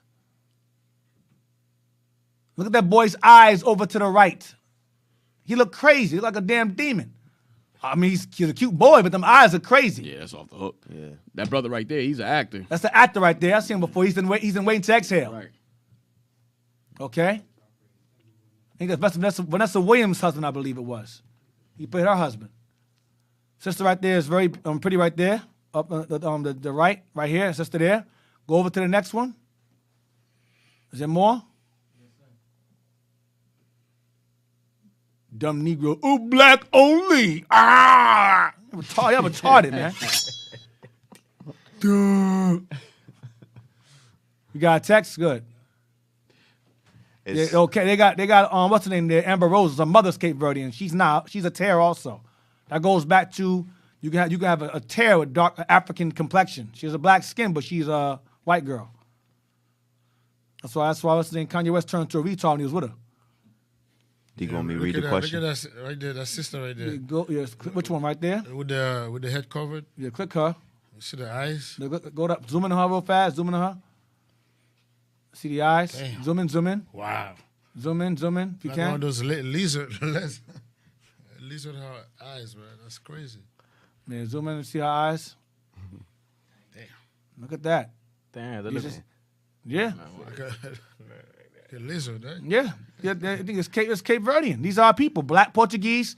The one that remember it says in that book is that they were hated. The Black Portuguese were hated by the Negroes. Right. Because the Black Portuguese were the ones who had money and status in Spain and Portugal. And they were able to flee from the Inquisition into areas of Africa. And they were good. Okay? And so, of course, the Arabs came along and dashed their dreams and put them in slaves. And a lot of them fled over to areas of were placed in St. Thomas. And some of them were placed in areas of Cape Verde. These are the Black Portuguese descendants here. These are Jews. Okay? Y'all don't know. If you're going to sit there and come with a black-only doctrine, you better come very thorough and correct, or I will embarrass your stupid ass with that doctrine. Now, go back. Yeah, we got the same thing to a Haiti, Dick, right here. Like a Polish. Or Haitians and Polish. Yeah, Polish. Deke, did you want the question or? Should go on. I'm going to answer this question and go on break. What's the question? Okay. Says, Shalom leadership, Most High Christ bless you all. Edomite so-called scholars would argue just because Israelites were mistaken for Egyptians doesn't mean they were black. After all, today's Egyptians are Arabs. Can you explain when/how North America became Arab land? North Africa became Arab land, but sub-Saharan Africa is black? North Africa became Arab land during the time when Mohammedanism gained momentum. That was the 700s. We were the ones who were responsible for the overthrowing of Africa and so forth under Arabic rule. But prior to us conquering Spain and Portugal, the Arabs conquered from like Arabia, and they moved westward and took over. They took over Egypt. Not even there. They spread out. Egypt, they took that over, and then we eventually made our way over to Morocco. Because we were in Morocco already. We made our way into Spain and Portugal last. I was at the last stop. So the Arabs already gained dominion over these lands with our help. And then eventually we took over as the rulers and sultans of Spain and Portugal on our own without Arab influence. The hell with you Arabs. We good. We got it here. We got it. So the Arabs had gained world dominion. You had the Crusades. You had Byzantine Empire, Islam. So they had gained under the Turks when they conquered the Byzantine Empire. The Arabs, the Turks, which are whites and Arabs mixed together. Right. They conquered Egypt. The Turks took it over. Ottoman Turks conquered Egypt. They conquered. That was around the 1400s, 1453 and upwards. They took over Libya, Egypt. They took over those areas. And then when they took over those areas, when there's the 1450s and so forth, remember the Inquisition took place when? The 1400s also. So as we're fleeing out of Spain and Portugal from white people, the Arabs already conquered us as the Holy Roman Empire. Right. And they conquering over more, and we ran right into their hands and got sold in slavery. So that's how, and the reason why you have black, he said what's black what now? Black South? Because they pushed them out. Like, for example, you had the Sudanese. The real Sudanese are the Egyptians. They were pushed further south, and then the Turks took over and dominated Egypt and pushed the Sudanese and our people who resided there further north, I believe, or one of those two. But that's pretty much how it took place. The Ottoman Turks, which are Edomites and Arabs mingled together, they're the ones that took over. Once by the time Israel's reign over Spain and Portugal came to an end, the Arabic Turks and so forth, which are Arabs and Edomites mingled together, they were the ones that took over Libya and Egypt, and they made their way over into Mauritania and Tunisia and the Maghreb. And eventually, when the Israelites, we weren't ruling anymore, this is a whole new set of Arabs now. Edomites mixed together. You know, they both hate us. So when we ran to them, trans-Saharan slave trade began. They enslaved us in our own colonies. The Portuguese got there and sold us together. The rest is history. Hope that answers your question. I know I did a lot of, but hope that answers your question. But so basically, the Ottoman Turks are the ones that you're referring to. That's 1453 and up until present. So that's how everything got lightened up. Everything got lightened up.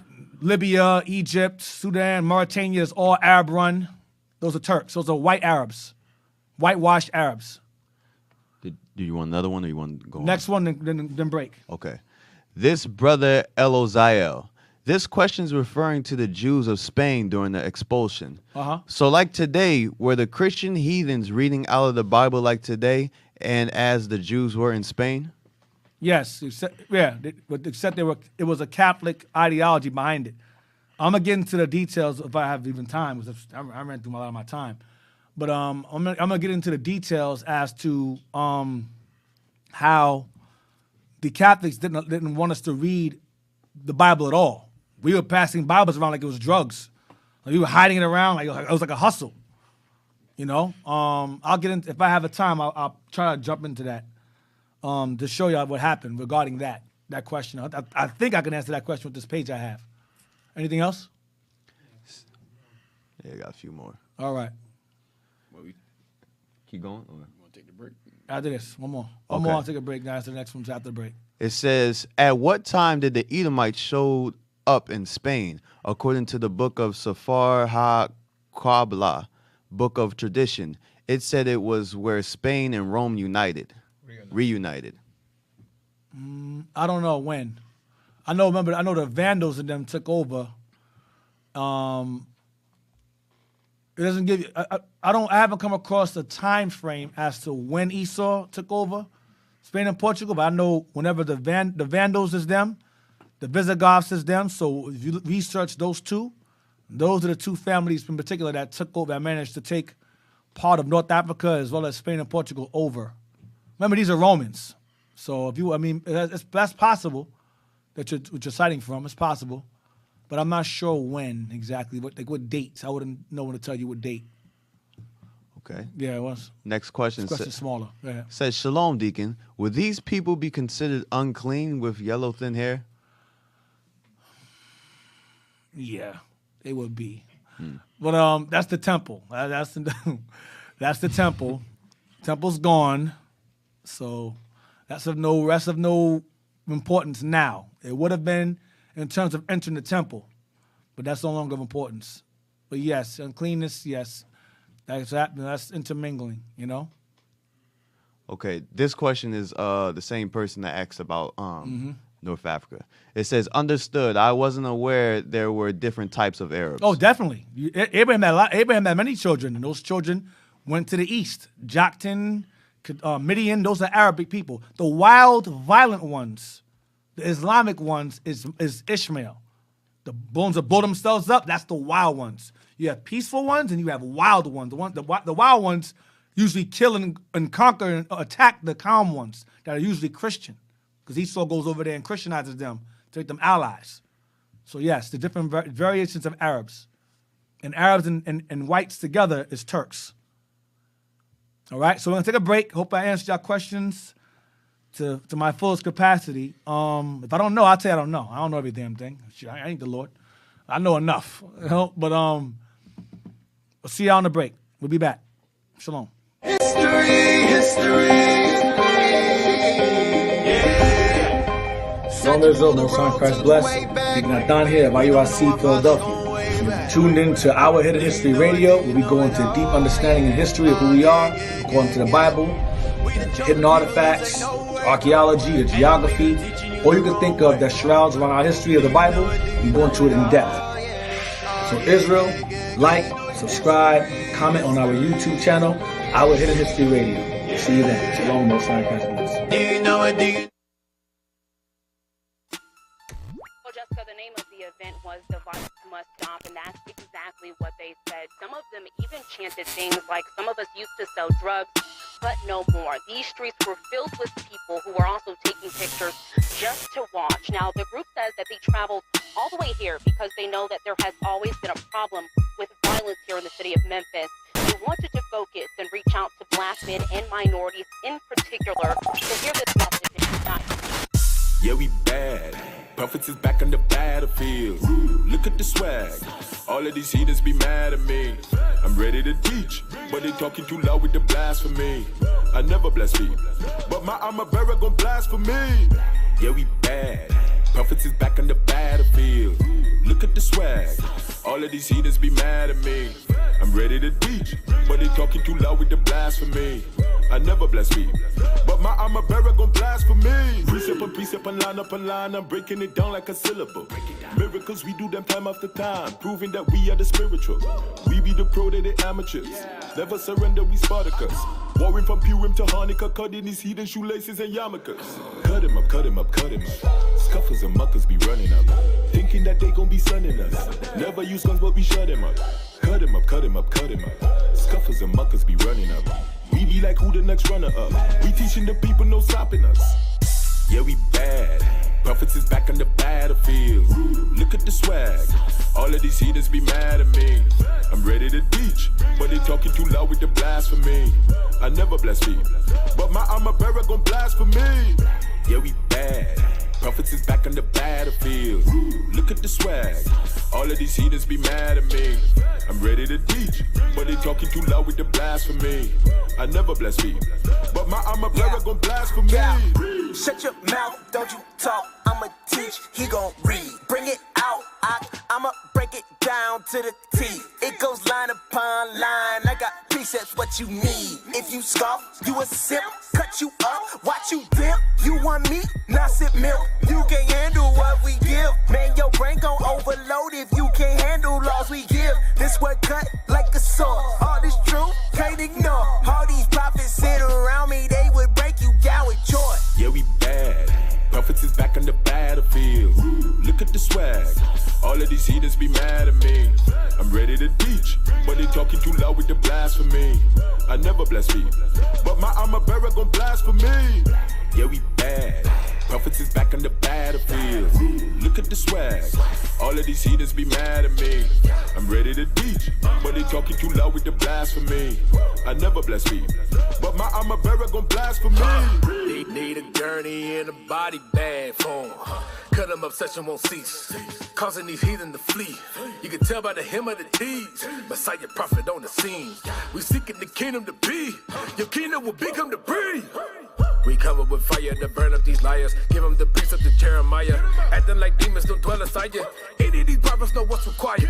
Ready for wartime. Steady be ready in no time. Bet you my brother gon' call sign. Hitting these scoffers with clotheslines. Yeah, we bad.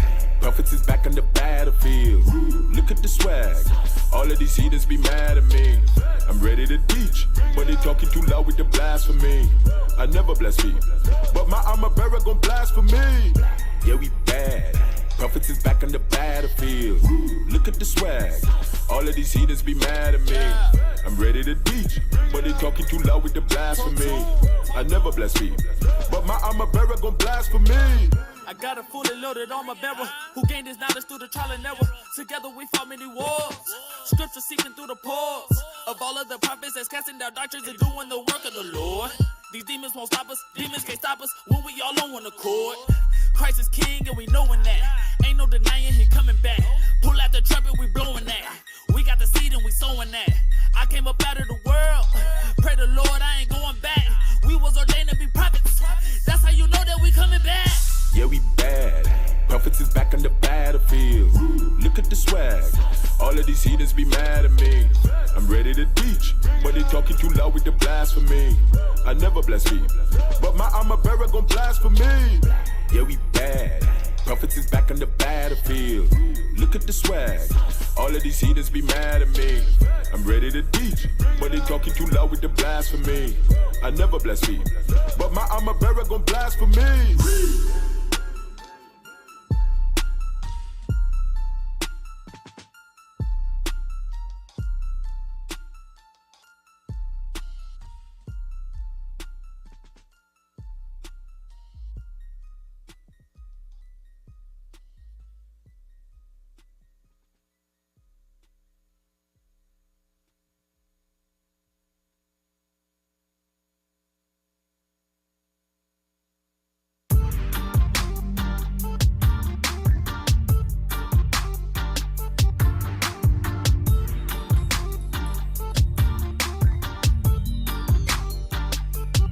See the whole creation waiting on the manifestation of the sons of God, the saints patient. In the spiritual war until the spiritual powers get it down to we gon' make nations bow. Beat in the dust and powder.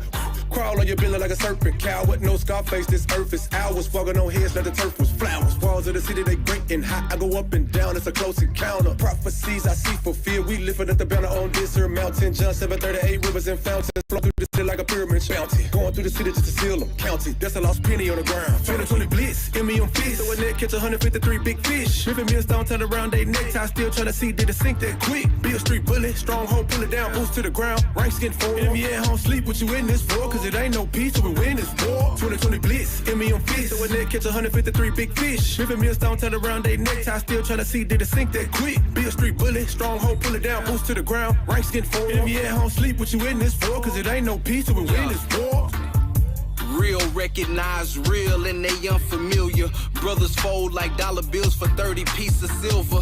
I ain't got no hatred for you, your own works will kill you. You'll sin now and pay later cause the Lord will bill you. That's enough, I'm about to head to Memphis. I'm done addressing these false brothers, they so pretentious. Our people dying, they need prophets to bring the census. The cost of sin is your life and that's too expensive. Christ paid it with his life, he paid those expenses. But only for the Israelites who follow repentance. For these preachers still lying, ain't no happy ending. I'm Gary Payton with the gospel, I'm set to defend it. The deacon put the order out, so I'm on the mission. A lot of brothers on the couch just scratching and itching. Rolling round like a door swinging on the hinges. And if the shoe fits, I hope they get offended. Not no more. Not no more. Who's the king? Who's the king? What time is it? What time? Envy at home, sleep what you in this for. Cause it ain't no peace till we win this war. Yeah, we got that fire, so don't run from the script. They get the gun from your hip, get hit with the fire. Not the fire that come from a clip, but the fire that come from my lips. And we ready to blaze. When that alarm erupt, that mean it's time that we armor up. Yeah, these heathens be really thinking they harming us, but our God won't allow them to tarnish us. They gon' honor us, so we advise them to let go. It was awesome to get go. It'll be the Omega when they see that purple and gold with the boots on the ground like a step show. Echo, let's go, take over the planet. Just as long as the Lord behind us, these heathens can't stand it. And we gon' blitz, in me on fish. So a net catch 153 big fish. Ripping me a stone, turn around they necktie. Still trying to see, did it sink that quick? Be a street bullet, stronghold, pull it down, boost to the ground. Ranks get forward. Enemy at home, sleep what you in this for. Cause it ain't no peace till we win this war. 2020 blitz, in me on fish. So a net catch 153 big fish. Ripping me a stone, turn around they necktie. Still trying to see, did it sink that quick? Be a street bullet, stronghold, pull it down, boost to the ground. Ranks get forward. Enemy at home, sleep what you in this for. Cause it ain't no peace till we win this war. Nice to meet you, Mr. War and Peace. Tell me one thing, how do we war and peace? The lions roaring while they sleep and count sheep. Kings and priests, I'd rather chill and sip the grape's blood. But the word of God is sitting on my taste buds. Got this little light of mine, I let it shine like the new moon. Not your average Jew dude, this brute food. The man of war fed me manna.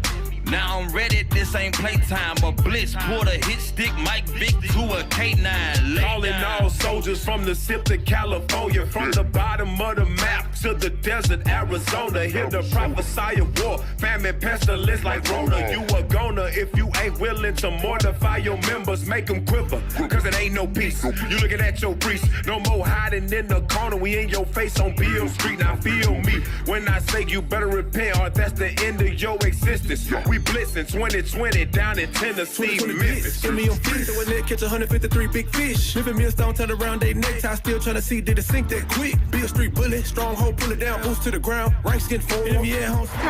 I think it's time. We out here killing each other. I think it's time for this. So everybody on my Facebook Live, I'm with you. We need a black man in Memphis, Tennessee. What you seeing is the man of God. When the trumpet sound or the prophet start, we touch it down on every corner. Late night and early morning with 100 scriptures for a damn scorner. After class, we ain't tired yet, watch us roll out like a transformer. Beale Street, here we go again, down in Memphis 10 where we getting it in. Prophesying till we get the win, prophesying till the kingdom won. Ghost rider when I'm hitting camp, where the God fire coming on my tongue. 30 days, we ain't missing none, hitting every city and everywhere. In the winter, we don't give a curve when they call for duty, St. Louis stuff. This a call for the just. Time running out, going hard in the clutch. Ain't nobody else going harder than us. Can't stop, won't stop like a bomb on a bus. Speed, yeah. Pedal to the floor, it don't matter where we go. The word going out, yeah, we gotta let them know if it's a one-way trip, then it's how I gotta go. We put our life.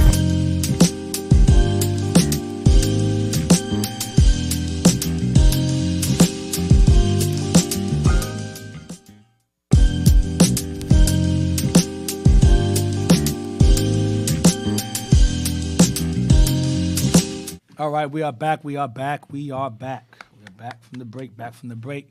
Where we at? Trying to think.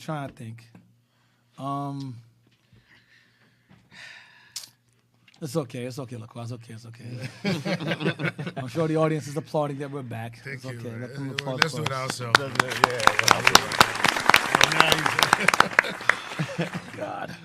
So we're at page 123. I want to finish it off. We got a lot of scriptures to go over, and I want to, just touch on some of them. We got another hour, so we're not even an hour, a little less than an hour. So I want to just get through this. 40 minutes. So I want to get through this. So you guys are done yet? Hey, one of the pages is faded up here. It'd be cool if Deke don't need that part, but. What page is that? Yeah, I need the top of 130. Come on, man. Y'all off code, bro. You're using the iPhones to take the pictures of it? Oh, man. Nah, don't do that, Deke. I can hand you my phone so that it can look more sufficient and proper and godly. Oh, man. Damn, that's demonic. Come on, bro. Y'all got to step that game up, man. iPhones got Satan inside of them. Oh, man. Y'all off code right now. Oh, so Israel, we only got 126 likes. Right. Y'all better bump it up. Right, those of y'all got iPhones, you need to give a like and repent. Repent from your wicked ways. After the likes. They should give iPhones the snake instead of the Apple symbol. Wait, we only got 126 likes? That's what I see on my... Out of 887 people on? Yep. Come on, Israel. We can do better than that. Come on, man. All you got to do is hit the like button. I'm going to do a Kevin Simmons and start playing some corny music. See I'll get us some more likes. Word. Come on. You're literally holding your phone right in your hand like, come on. They got time to comment, though. Right. Everybody's a scholar when my class is going on. Right.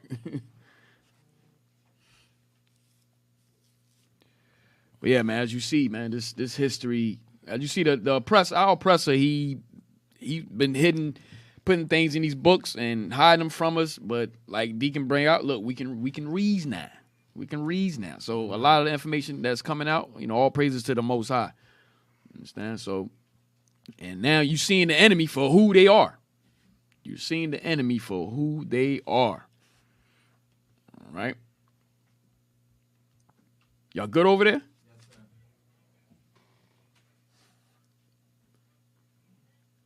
Come on, brothers. Trying to find.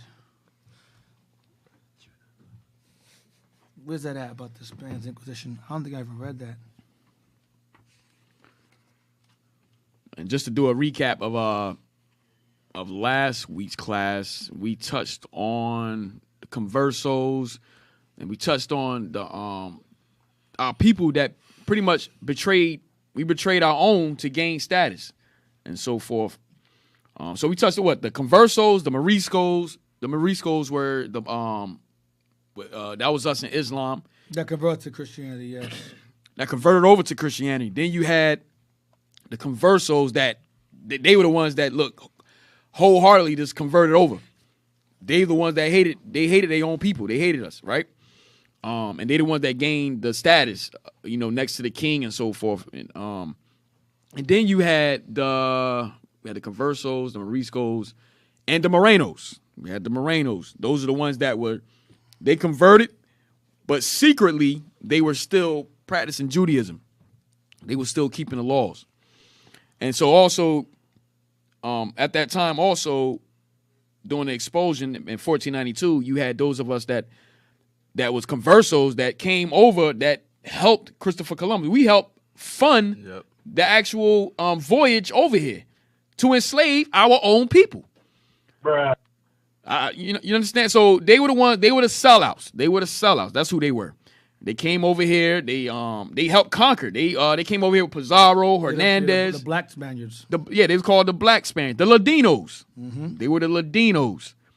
Okay, what is it? Hispanicized Negroes. And at the end, everything went wrong. Why? Because they ended up in the same situation as us that were here already. Right. So they didn't. Yeah. Right. They ended up in the same situation. Yep. Trying to kill their own, trying to gain some type of power, just like the conquistadors and so forth. All right. So they were the enemy. These are our people that became enemies of us. All right. Traitors of their own people.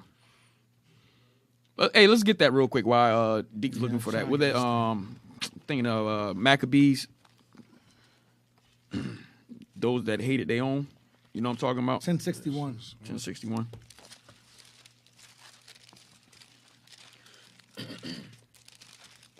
We're about to read about sellouts right now. You got it? First Maccabees 1061? Yeah. Okay. First Maccabees chapter 10, verse 61. At that time, certain pestilent fellows of Israel, men of a wicked life, assembled themselves against him to accuse him, but the king would not hear them. Yea, more than that, the king commanded to take off his garments and clothe them in purple, and they did so. Right. That hated their own people. Get First Maccabees 1:11 while you do that. 1:11. The book of First Maccabees, chapter 1 and verse 11. In those days went there out of Israel wicked men, who persuaded many, saying, let us go and make a covenant with the heathen. Those are Conversos. They wholeheartedly went to convert and make a covenant with the heathen. Mm-hmm. And became what? Christianized. Go ahead. Let us go and make a covenant with the heathen that are round about us. Mm-hmm. For since we departed from them, we have had much sorrow. Right. So during the Spanish Inquisition, we had much sorrow at that time. So what did we do? We ended up converting over, making a covenant with them. Just like we did here during the Greek time period. All right. So there's nothing new under the sun. We repeat the same history over and over again. Yeah. Niggas been around for ages. I'm just gonna be flat with it. Niggas been around for ages.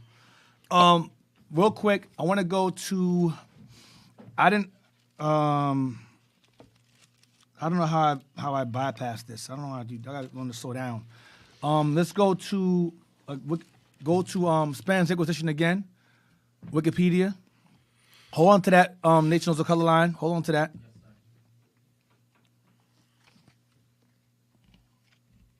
Yeah, I don't see it here, so I completely bypassed it. I don't know how I did that. I'm sure it's a good reason why I did, but whatever.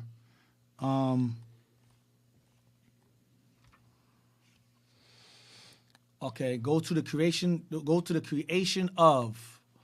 There's the tab. Go down. Right there. Creation of something.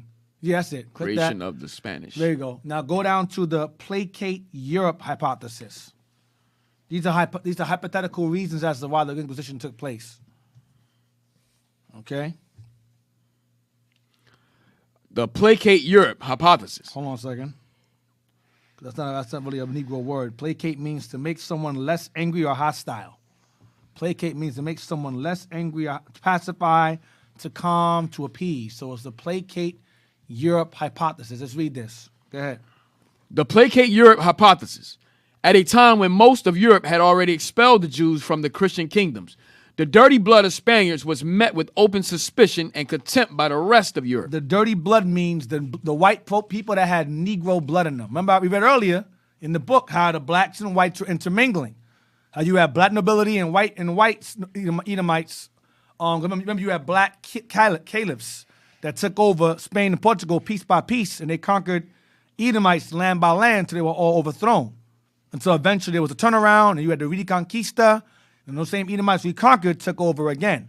Prior to that, there was a certain honor in white women being allowed to be married to black nobility, and vice versa. No, read it again. The placate Europe hypothesis. At a time when most of Europe had already expelled the Jews from the Christian kingdoms, the dirty blood of Spaniards was met with open suspicion and contempt by the rest of Europe. Right, so when we were finally expelled from Spain and Portugal, the Edomites had an anger towards the whites that may have had our blood in them. Like, for example, how Italians hate Sicilians. Italians hate Sicilians because Italians know the history of what we did to their brothers in South Italy, which is Sicily.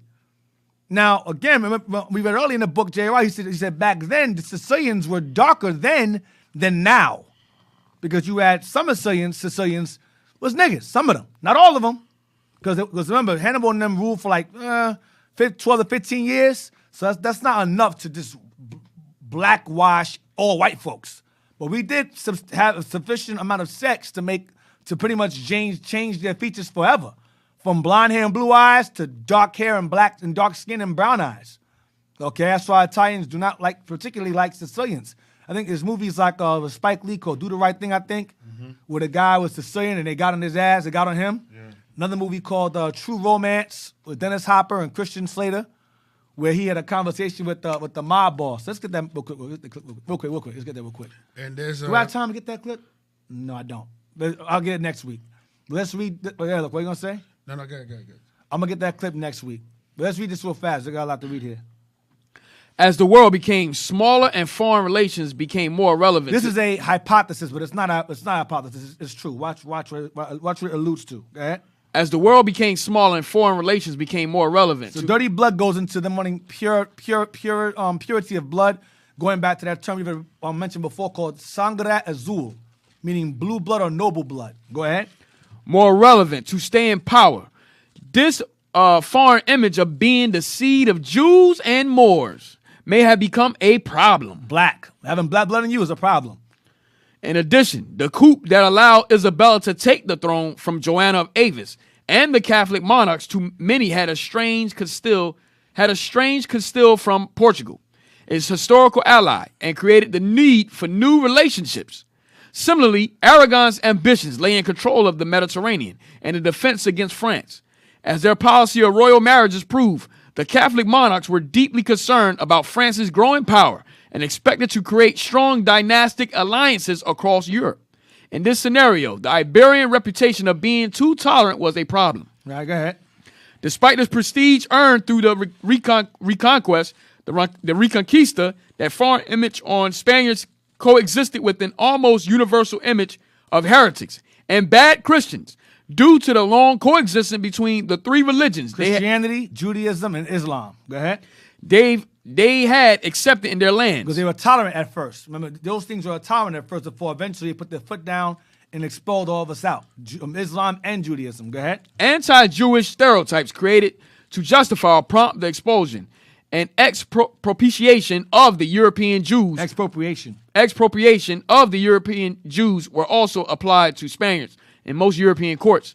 An ideal of them being greedy, gold-thirsty, cruel, and violent, like Jews, due to the Jewish and Moorish blood, was prevalent in Europe before America was discovered by Europeans. So Jewish and Moorish blood was found in white folks prior to them conquering the Americas. So that whole mulattoes thing did not start here. That's in the book also. It started in Spain and Portugal. Go ahead. Chronicles by foreign travelers circulated through Europe, describing the tolerant ambience reigning in the court of Isabella and Ferdinand, and how Moors and Jews were free to go about without anyone trying to convert them. Past and common clashes between the Pope and the kingdoms of the Iberian Peninsula regarding the Inquisition in Castile's case, and regarding South Italy in Aragon's case, also reinforced their image of heretics in the international courts. What?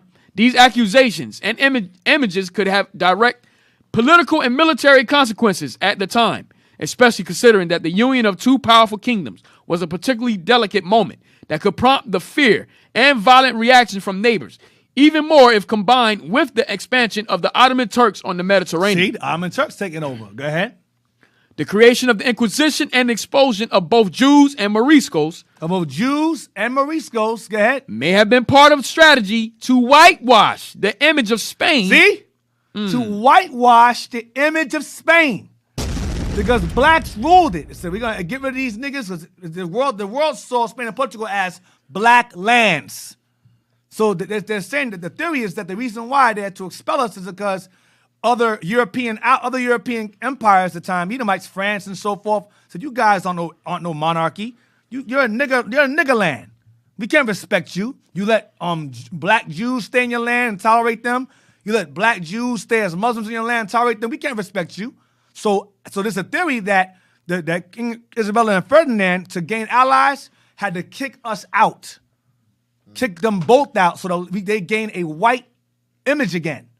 By removing, this is the theory, the whitewashing Spain and Portugal as a white land, when it really wasn't. Remember the Israelites discovered Spain. Right. We named it Spain. Okay? España. It means rabbit. We named it that. So we got to remove that black history behind it. Remove that black history of Spain. It'll remove it, and let's whitewash it. Read again.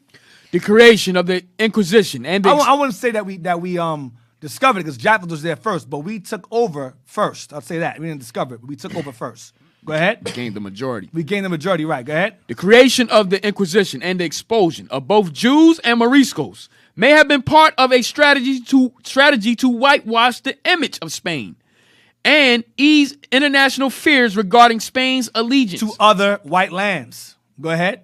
In this scenario, the creation of the Inquisition could have been part of the Catholic monarch strategy to turn away from African allies and towards Europe. White allies. Remove themselves from black Arab allies to white ones. Go ahead. A tool to turn both actual Spain and the Spanish image more European and improve relations with the Pope. See? That's the theory behind why the expulsion took place, which I believe to be true. These are theories, but I believe this to be true as well. At least one of them. All right? Aside from them hating our guts, which is biblical. Now, let's go to Nature Knows the Color Line again. Nature Knows the Color Line. One more time. Y'all got my book over there? Come on, man. Y'all know to bring the books back. Come on. Where were we at? Trying to make you forget, right? I don't bring it back. Maybe then. You still want this page? Yeah. Oh, right. We didn't finish this. Oh, sorry. Excuse me. Yes. All right.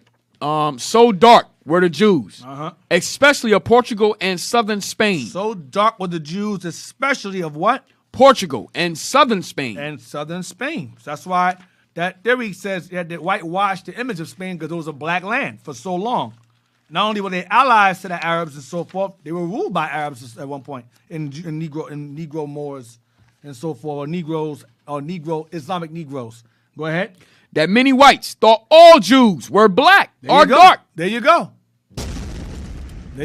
Read it again. So dark were the Jews, especially of Portugal and southern Spain, that many whites thought all Jews were black or dark. This belief, said Barbet, shows what an error most people are in, since he says the German Jews, as for example, those of Prague, are as white as most of their German countrymen. Fake ones. The last book, but the white ones. Fake ones again. Go ahead. Many of the Jews who were banished from Portugal by John II Yeah, Saint is John the Second.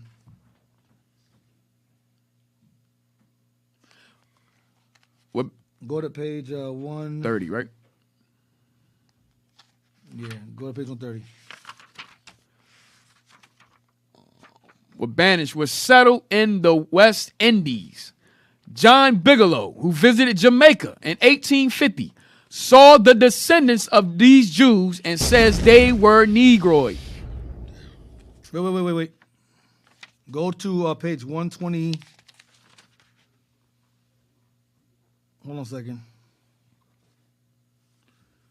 Go to page 127 to show, because you oftentimes see Edomites.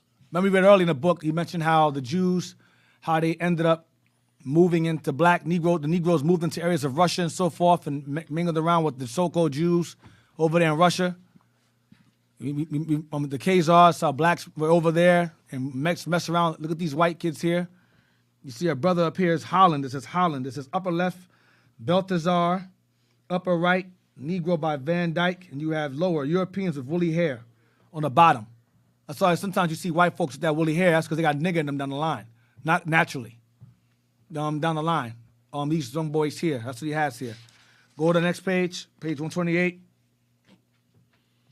This is Russia. Remember I told you the last stronghold we had was Russia. This is Peter the Great with one of his Negro favorites. That means slave. To the left, the little boy right there is his favorite, slave. Go to the next page. Go to page 129. This is Russia again. Her name is Catherine the Great and her Negro to the right. And her little Negro. Left is Catherine the Great and her Negro. Then the right is Countess Julia Samalov with her Negro. Okay? Edomite women with their little black favorites. This is Russia. Okay? Now go to page 130 now. Finish it up. You can find also a lot of those images in the image of the black. Yeah, right. Yep. And so it says, many of the Jews who were banished from Portugal by John II settled where? Says settled. John Bigelow, who visited Jamaica. No, settled in the West Indies. Many of the Jews who were banished from Spain and Portugal were settled in the West Indies. Many of the Jews who were black were settled or put in plantations in the West Indies. Go ahead. John Bigelow, who visited Jamaica in 1850. In what? In 1850. The book that we read earlier was written 6 years prior to this. And we were still slaves at this time. Go ahead. Saw the descendants of these Jews and says they were Negroid. See that? So there's no getting around it. Jews that were placed there in Jamaica, all right, were Negroid, who were banished from Spain and Portugal. And of course, later on, when Spain and Portugal lost power over Jamaica and the British took over, they gave them British names. From Spanish names to British names. Now, let's go to page 172 of Nature. Wait, no. Moorish Empire. 172, what time is it? 11? Damn. It's all right. There's always another day. Lord's will, another day. Page 172.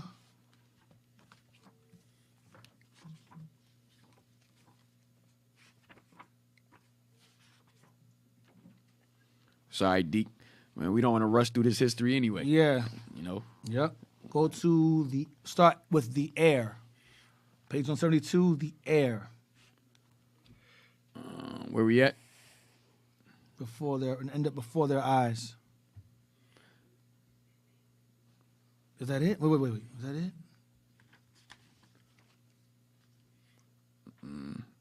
No, I don't think this is deep.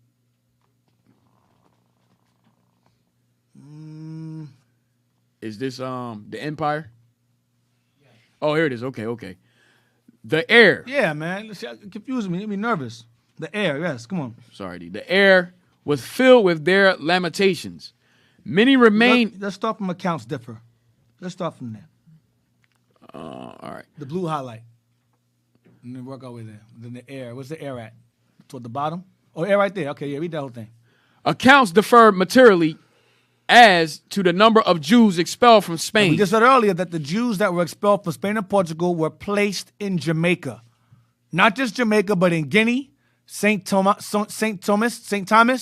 and Cape Verde as well. This is the beginning of the transatlantic slave trade. The Spanish Inquisition is the introduction to the trans-Saharan and transatlantic slave trade. All took place at the same time. No question, no doubt.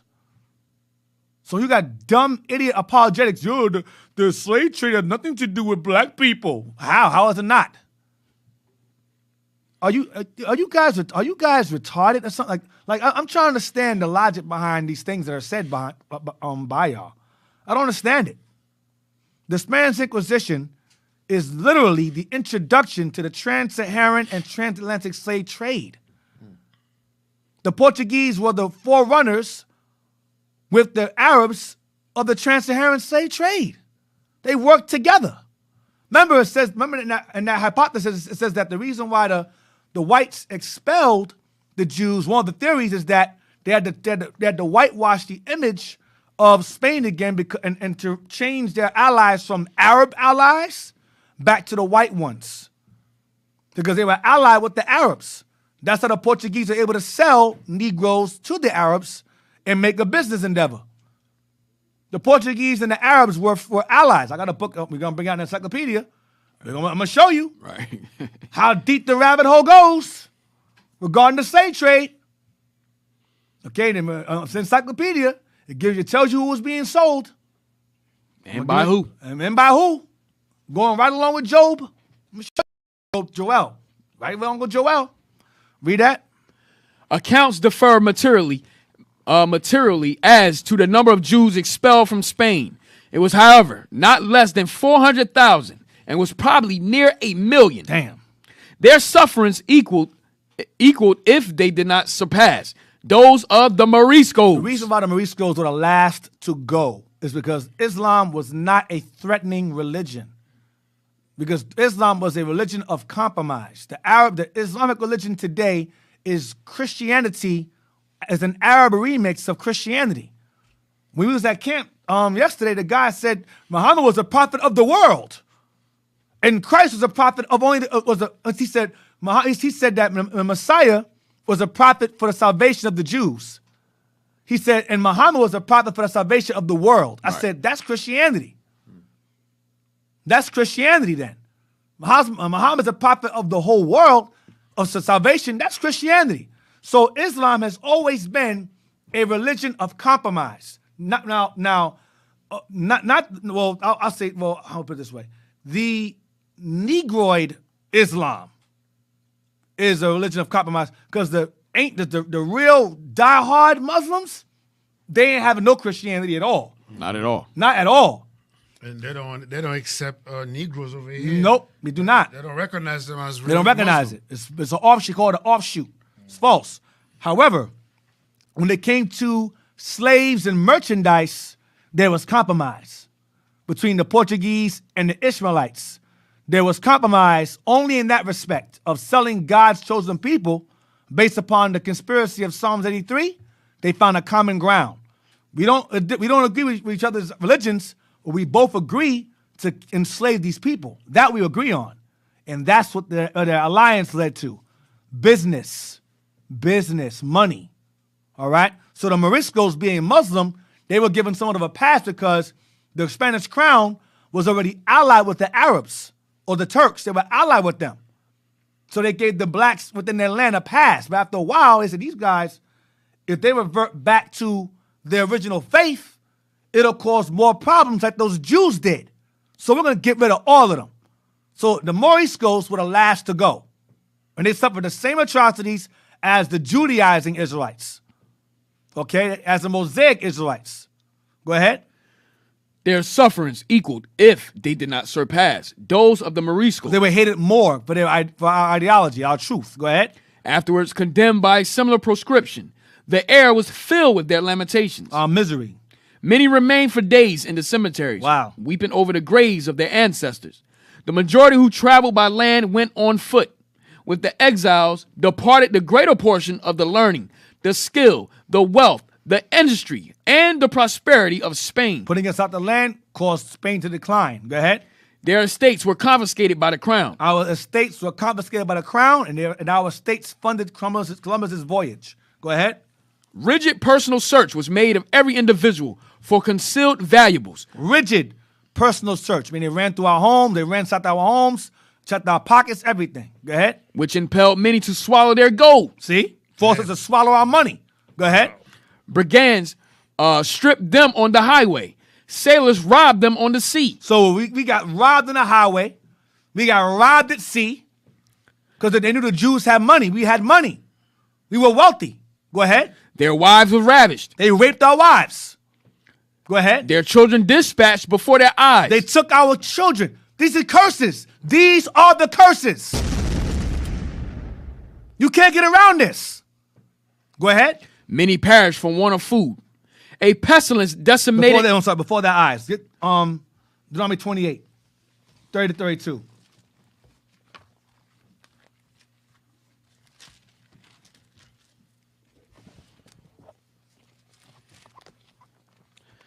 The book of Deuteronomy, chapter 28, verse 30. Their wives ravished, their children dispatched before their eyes. Damn. Go ahead. Thou shalt betroth a wife, and another man shall lie with her. Get ravished in front of you. Ravish your wife in front of you. Go ahead. Thou shalt build an house, and thou shalt not dwell therein. Yeah, Spain, Portugal. They took our lands, confiscated our wealth, our homes. Go ahead. Thou shalt plant a vineyard, and shalt not gather the grapes thereof. Thine ox shall be slain before thine eyes, and thou shalt not eat thereof. Thine ice shall be violently taken. Ass. You say ice? The hell is this? Yo, you finished. I got it, man. Done. I got it, man. Yo, you off code level 10 right now. That ice. I got it. We had Joey, but we didn't call it ice back then. That was my accent, Deacon. Damn. Yeah, accent. All right, I got it. Verse 31. Millennium for diamonds. Ice. Oh, that ice. Ice, yeah. Thine ox. That drip shall be taken from thine eyes. No, brother. See, that's that millennial stuff. That's millennial stuff again. Wow, man. Verse 31. Percocet. Molly Percocet. That's that millennial smell come out of you again. Read again. Let's read it again. Millennials, man. Come on. Thine ox shall be slain. Post-millennials, man. Post-millennials. I'm telling you. Go ahead. Thine ox shall be slain before thy eyes, and thou shalt not eat thereof. Thine ass shall be violently taken away from before thy face, and shall not be restored to thee. Your goods shall be confiscated. Your goods shall be confiscated. Go ahead. Thy sheep shall be given unto thy enemies, and thou shalt have none to rescue them. Your sheep or your property shall be given unto your enemies. Now, in this time, we had land here, but they did the same thing to us in Spain and Portugal. We had cattle, same thing. They took it from us. It said rigid search. Rigid, we had to swallow our gold. Swallow our silver. Go ahead. Verse 32. Thy sons and thy daughters shall be given unto another people. Your children shall be dispatched before your eyes. Go ahead. And thine eyes shall look and fail with longing for them all the day long. And there shall be no might in thy hand. Damn. Now, this man. Can I use your scripture? Yeah, go ahead. Isaiah 42:24. Okay, yeah, get that. Yeah, to go back into what Deacon was reading, that was written in Deuteronomy, and like we always said, those curses are generational. Right. Is that the proper word? Yep, that's all right. Oh, places. So you got it. You got it. Go ahead, man. The book of Isaiah, chapter 42, verse 24. Who gave Jacob for his spoil? That's the question. Go ahead. And Israel to the robbers. See that? Like the Deacon just said, Right, we was reading it. That's bad right there. They're getting spoiled, they're getting robbed. Did not the Lord? Right. Who did that? The Most High did that. Go ahead. He against whom we have sinned. That's the reason why. For they would not walk in his ways. Right. We get expelled from Spain, from all our places that we was ruling. So the Most High expelled us from those places because we have sinned against him. Go ahead. Neither were they obedient unto his law. Right. So that's the whole purpose, Israel, is because we're not being obedient to the Most High. That's why we're suffering today. Us messing around with the nations too, messing around with them. All that played a heavy role in us getting Getting conquered. We got comfortable. We got complacent. We lost that warrior spirit. Would you read from again? Isaiah 42. Jump up to 22. You could jump to 22. Verse 22. But this is a people robbed and spoiled. Right. There you go. Yeah. They are all. Oh, sorry. Keep going. They are all of them snared in holes, and they are hid in prison houses. They are for a prey, and none delivereth. For a spoil, and none saith restore. Damn, none said bring them back, help them out. So we won't get no reparations. No reparations. No reparations. No reparation. Don't give them nothing. Nothing. Yep. Give them niggas jobs and tell them shut the fuck up. That's you gonna tell them. Give them a shut the stimulus. fuck up. And stimulus check. Yeah, take a stimulus and stimulate your ass down somewhere. And even the stimulus that we getting, it still won't equal. It would never equal to the amount of the slaughter and the rape, murder, and pillage that happened to our people, man.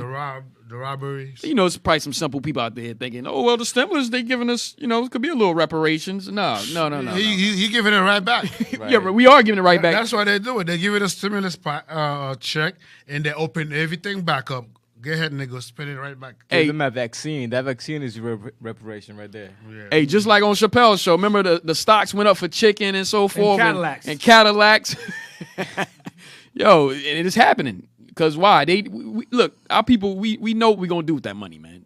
The enemy know what we're going to do with that money, which is nothing. We don't put it back into no resources or anything. We go spend, like in North yesterday, all you see is everybody with a box of sneakers. Fresh pair of sneakers. You know, so. Trying to find what says those who robbed you. We readily give that money back, man. Eagerly give that money back. Rushing to give it back. Take it right back, master. Continue reading. Verse 23. Verse 23. Who among you will give ear to this? Who will hearken and hear for the time to come? Go ahead. Who gave Jacob for a spoil and Israel to the robbers? Did not the Lord, he against whom we have sinned, for they would not walk in his ways, neither were they obedient unto his law. Verse 25. Therefore he had poured upon him the fury of his anger. So that's the Most High's fury and anger that he had poured upon all the torture of Israel. Go ahead. And the strength of battle. See, we lost. That's what Deacon was just saying. We lost the battle. Mm-hmm. I mean, we did fight, you know, but the Most High was not with us. So we lost the battle. Once you lost the battle, you get spoiled, you get robbed, you become slaves, prisoners of war. Pretty much. POW. Go ahead. And it have set him on fire round about. Yet he knew not, and it burned him. Yet he laid it not to heart. So the Most High was like, I heard him. But hey, listen, man, I told you, I warned you. You follow my laws, that's what's going to happen to you. You know, like he says in Proverbs 1, he said, I'm going to laugh at your calamities. Yeah. When you call for help, I'm not going to help you. You're hard-headed. Go back to the page again. 172 again. Almost done. I think I was on. Go to many perish. Many perish from want of food. A pestilence decimated an entire company. A pestilence. Wow. A pestilence died for want of food, and a pestilence did what? Decimated an entire company. And the survivors were abandoned to die on a desert island without water or shelter. Without water. Deuteronomy 28, verse 21.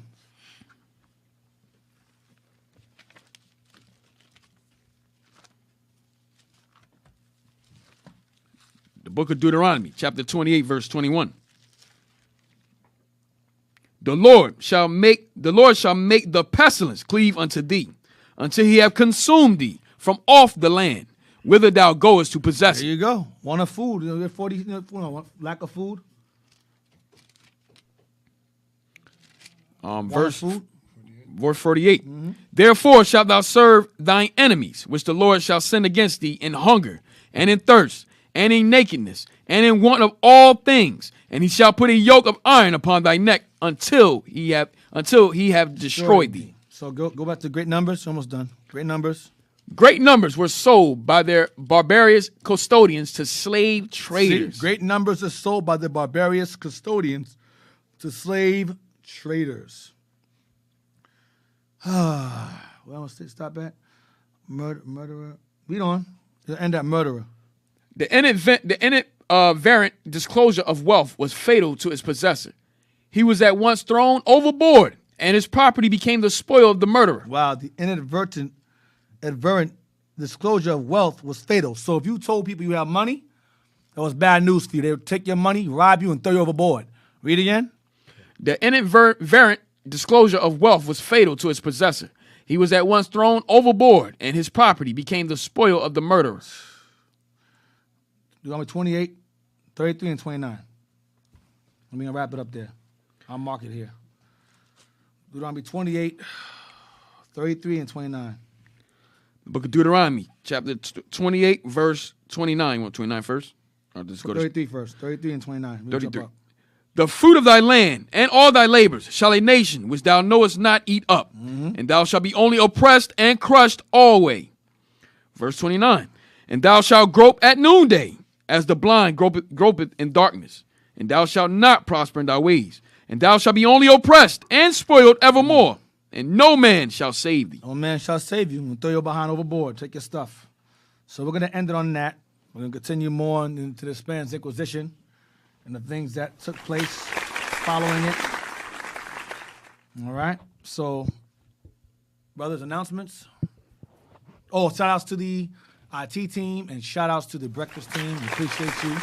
Always on point all the time. On point all the time. Thanks very much. And with that, announcements. Hey, Shalom Israel. Let's give Deacon a hand for the class. All praise to the Most High.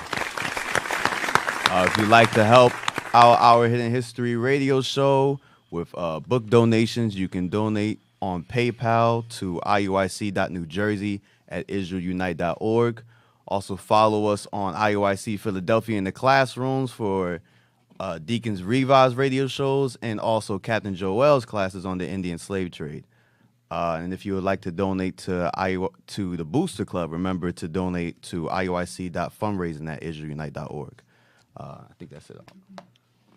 That's it. Oh, you was on code for that one, huh? Yeah. I had to do that quick. Yeah. Ice. Yeah. Hey, Cap, man, you was missed, man. We got Suarez holding down your seat. Oh, man. Suarez. But all praises, Cap. Like I said, you was missed. So, Lord's will, we see you here next week. All right? Yeah, safe travel. Safe travel. Safe travels. All right, Israel, Shalom, Most High, Christ bless. Thank you for tuning in. Lord's will, see you next week. Off.